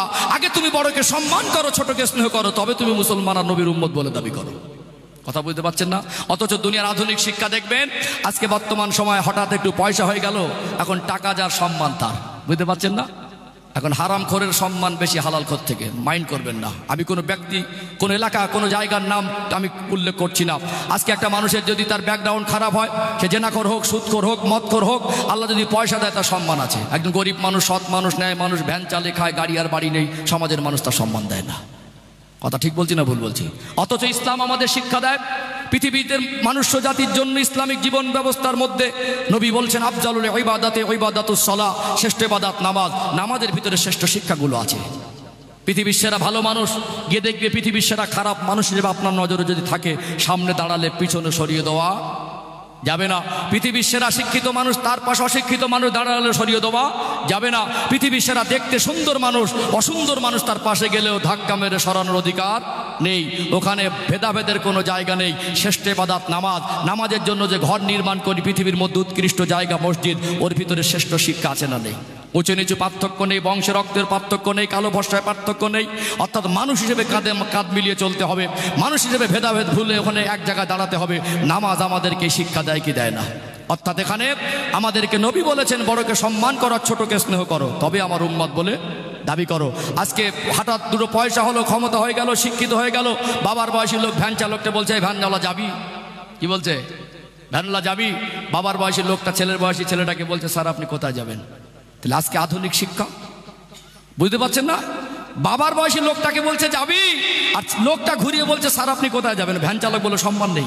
ইসলাম বলছে ভ্যান চালক হলে তুমি পৃথিবীর সেরা ধনী হও, শিক্ষিত হও, ভালো মানুষ হও। ও যদি জুতো সেলাই করে রোজগার করে, আগে তুমি ওকে সম্মান করো, তারপরে মুসলমান বলে দাবি করো। কথা বুঝতে পারছেন না? কথা বুঝতে পারছেন না? অর্থাৎ আপনার সন্তানের ভিতরে যদি ইসলামের শরিয়াতের আদর্শ শিক্ষা থাকে, ন্যায় শিক্ষা থাকে, সততার শিক্ষা থাকে, পবিত্রতার শিক্ষা থাকে, আল্লাহ এবং রসুলের দেখিয়ে দেওয়া পথ যদি তার জীবনে বাস্তবায়ন থাকে, ও যদি কোনোদিন গ্রামে বিচারক হয়তো ঘুষখোর হবে না, ও যদি কোনোদিন শিক্ষামন্ত্রী হয়তো দুর্নীতিবাজ হবে না, ও যদি কোনোদিন দুনিয়ায় একজন নামকরা নেতা হয়তো চিটিংবাজ হবে না। এই জন্য আমরা আমাদের সন্তানকে পারিবারিকভাবে ডক্টর, মাস্টার, ব্যারিস্টার, ইঞ্জিনিয়ার, আমরা আইপিএস, ওসিডিসি করলে আমরা আদর্শিকভাবে তাদের জীবনের পবিত্রতা, স্বচ্ছতার দিকে খেয়াল রাখবো ইনশাআল্লাহ। আল্লাহ। আমরা যদি দায়িত্ববান না হই, শুধু লেখাপড়া শিখে ডিগ্রি অর্জন করে ভালো মানুষ হওয়া যায় না। আজকে বলুন, পৃথিবীতে যারা ঘুষ খাচ্ছে তারা কি খুব গরিব মানুষ? অভাবে খাচ্ছে না স্বভাবে খাচ্ছে? স্বভাবে খাচ্ছে না। তাহলে শিক্ষা আছে, টাকা আছে, অভাব নেই, তারপরেও তারা স্বভাবে নষ্ট হয়ে গেছে, গেছে না যায়নি। তাহলে শিক্ষা, ওই শিক্ষা ওকে ওর পবিত্র জীবনটাকে ধরে রাখতে পারবে। কিন্তু ইসলাম যখন আসবে, আত্মসমর্পণ যখন করে দেবে, ও সুদের প্রতি লোভ গেলেও খেতে পারবে না। এই জন্য জান্নাতের হকদার হতে গেলে, ভালো সমাজে স্বচ্ছতা পরিবেশ তৈরি করতে গেলে এখানে বসে প্রত্যেককে প্রতিজ্ঞাবদ্ধ হতে হবে, ইনশা আল্লাহ। ছেলে মেয়েদেরকে মানুষের মতো মানুষ করব, ইনশা আল্লাহ। এই পন্থা যদি অবলম্বন না করি, সমাজ পরিবর্তন হবে না। আর একটা লাস্ট পয়েন্ট শেষ করবো, এটা লাস্ট পয়েন্ট। ধৈর্য হারাচ্ছেন, কমিটি ভাইদের বলবো তাবারক রেডি করেন, একটার মধ্যে শেষ করার টার্গেট আছে, তাবারক রেডি করেন। যাই হোক, সম্মানিত ভাইরা, এখানে যারা আছেন সবাই নামাজ শুদ্ধ করে পড়তে পারেন? পারেন না তো? তাহলে এখানে বসে আমি পরিবর্তন হয় না কেন? 30টা জলসা শুনছেন, অথচ আপনি নামাজ পড়তে পারেন না। তাহলে আপনাকে শিখতে হবে। কি করতে হবে? আপনাকে শিখতে হবে। পরিবর্তন হয় না কেন? আমরা মনে করি একজন আলেম ইমামকে আনবো, আমরা সেই ইমামের দায়িত্ব হয়তো 5 ওয়াক্ত নামাজটা পড়িয়ে দেবে, কেউ যাক আর না যাক, কেউ মরে গেলে জানাজাটা পড়িয়ে দেবে, কারোর মেয়ের বিয়ে হলে তাকে বিয়েটা পড়িয়ে দেবে, আর কোনো সবরেসানি হলে হুজুরকে দিয়ে একটু করিয়ে নেবো। সকালবেলা 2-4টে বাচ্চা যায় যাবে না যায় যাবে, যারা যায় একটু পড়িয়ে দেবে, পার। অথচ একজন ইমাম মানে তিনি নেতা, নামাজে তার নেতৃত্ব মেনে আপনাকে নামাজ পড়তে হচ্ছে না? আপনি যতই বড় মহাপণ্ডিত হন, আপনি যদি ইমামতি জায়গায় না দাঁড়ান, আপনার বয়সে ছোট হোক আর যেমন দেখতে হোক আর যেই হোক, যেই বংশের হোক, তাকে ইমাম বলে মানতে হবে। বুঝতে পারছেন না? তাহলে আমরা নামাজে তাকে ইমাম বলে মানছি, অথচ নামাজের বাইরে আমরা আর ইমামের নেতৃত্ব মেনে চলতে চাইছি না। সম্মানিত ভাইরা, এখানে বর্তমান সময় আজকে অধিকাংশ জায়গায় ইমামতিটাকে গোলামতির পর্যায়ে নিয়ে যাওয়া হয়েছে। কিসের পর্যায়ে? গোলামতির। আগে ইমাম দ্বারা সাধারণ মানুষ পরিচালিত হতো, এখন সাধারণ মানুষ দ্বারা ইমামদের পরিচালনা করার একটা চক্রান্ত চলছে। এখন পয়সা হয়ে গেলে মনে করে আমি হুজুরের কাছে বসবো শিখতে। 24 ঘন্টার ভিতরে 10 মিনিট একজন ইমামের সোহবতে বসেন, ক মিনিট? কমের উপরে 5 ওয়াক্ত নামাজের পরে যে কোনো একটা ওয়াক্তে, যাদের নামাজ শুদ্ধ নেই, জানাজা পড়তে জানেন না, কোরআন তেলাওয়াত করতে জানেন না, কলেমা জানেন না, 10 মিনিট বসবেন। ক মিনিট? 1 বছর বসে দেখুন, 10 মিনিট করে 1 মাস লাগুক সূরা ফাতিহা মুখস্থ হোক, আর 1 মাস লাগুক, আর একটা 5 মাস গেলেও তো 5টা সূরা মুখস্থ হবে। 4 মাস যদি জীবনে ব্যয় করে 10 মিনিট করে, তাহলে আপনার তো জানাজা নামাজে 4টে দোয়া মুখস্থ হয়ে যাবে নিয়ত ধরে, তাহলে সারা জীবনের জন্য শুদ্ধ হয়ে যাবে। এখন যদি বলা হয় এই কথাটা, কিছু মানুষ বলবে আমি শিক্ষিত, আমি এলাকার মধ্যে ধনী, আমি এলাকার মধ্যে নেতা, আমি এলাকার মধ্যে নামি দামি মানুষ, বিশিষ্ট লোক বলে আমাকে সম্মান দেয়, আমি হুজুরের কাছে বসবো। এটা প্রশ্ন তৈরি হবে। বুঝতে পারছেন না? আপনি কত বড় পণ্ডিত, হুজুরের কাছে বসবেন না? কেন বসবেন না আপনি? তাহলে আপনার যদি বেঁচে থাকা অবস্থায় হুজুরের প্রয়োজন না হয়, মরে যাওয়ার পরে কেন প্রয়োজন হবে? আপনার যদি এতই বড় পণ্ডিত হন, মানুষের প্রয়োজন যদি না হয় আপনার, তাহলে আপনি বলুন মরে যাওয়ার পরে আপনার গোসলের কেন প্রয়োজন হবে? গোসল তো করতে পারবেন না, তাহলে গোসলটা দেবে কে? জানাজাটা পড়াবে কে? কবরে নামাবে কে? তাহলে আপনাকে মানুষের প্রয়োজন হবে। অর্থাৎ এটা সিস্টেম বলে, যেমন একজন MBBS ডক্টর, তিনি এখানে বসে তালাকের ফতোয়া দিতে আসবেন না। আমি একজন হুজুর হয়ে, আলেম হয়ে, আমি ওটি রুমে গিয়ে একজন মুমূর্ষু ব্যক্তির পেট কেটে অপারেশন করতে যাব না। আমার দরকার হলে ডক্টর ওটি রুমে গিয়ে শুয়ে পড়বো, ডক্টর অপারেশন করবে। ডক্টরের দরকার হলে কোরআনের আয়াতের মানে মতলব যার কাছে আছে তার কাছে শিখে নেবে। ওয়াতাসিমু বিহাবলিল্লাহি জামিআউ ওয়ালা তাফাররাকু। আল্লাহ বলছেন তোমরা একে অপরে বিচ্ছিন্ন হয়ে যাও না। একদম নিম্ন স্তর থেকে উচ্চ স্তর পর্যন্ত ঐক্যবদ্ধর ভিতরে কল্যাণ আছে। সম্মানিত ভাইরা, যতক্ষণ না আমরা ইগো জিনিসটাকে সরাতে পারবো, এই আমিত্ব ভাব, অহংকার জিনিসটা মেটাতে পারবো, আমরা একে অপরের প্রয়োজনে কাজে লাগাতে পারবো, ততক্ষণ না আমাদের জীবন পরিবর্তন হবে না। যে কোনো আপনার জীবনের একেবারে জন্ম থেকে নিয়ে মৃত্যু পর্যন্ত যে কোনো একটা সময় যদি ইসলাম জানলে ওয়ালাদের সোহবাতে আপনার সময় না কাটে, আপনার জীবনে গাড়ি বাড়ির উন্নতি হবে, রাস্তাঘাটের উন্নতি হবে, টাকা পয়সার উন্নতি হবে, আপনার ঈমান আমলের উন্নতি হতে পারবে না। ছোটবেলা যদি আপনার বাবা মা বসিয়ে দেয় আপনার বেড়া পার, আর যদি বসে না দেয় জওয়ান বয়সে বসুন, তারপরে যদি না বসেন বুড়ো বয়সে আপনাকে বসতে হবে, তা না হলে আপনার নামাজ শুদ্ধ হবে না। তাহলে ইসলাম এই ভেদাভেদটা মেটাতে এসেছে, অথচ আমরা ভেদাভেদ নিয়ে বসে আছি। আমি হুজুরের কাছে বসবো, আমি হুজুরের কাছে বসবো। কেন বসবেন না হুজুরের কাছে? হুজুরের পিছনে নামাজ পড়ছেন, তখন লজ্জা হয় না? একজন ইমামের প্রতি যদি আপনার ভক্তি শ্রদ্ধা না থাকে, ইমামের প্রতি বিদ্বেষ মনোভাব নিয়ে তার পিছনে নামাজ পড়লে নামাজও দুরস্ত হবে না। আলেমের কাছ থেকে জেনে নেবেন, মুফতির কাছ থেকে। তাহলে আপনাকে ইমামকে ভালোবেসে তার পিছনে নামাজে দাঁড়াতে হচ্ছে না? তাহলে আপনি নামাজের বাইরে এসে কেন তাকে ভালোবাসতে পারছেন না? এখন আমাদের চরিত্র হয়ে গেছে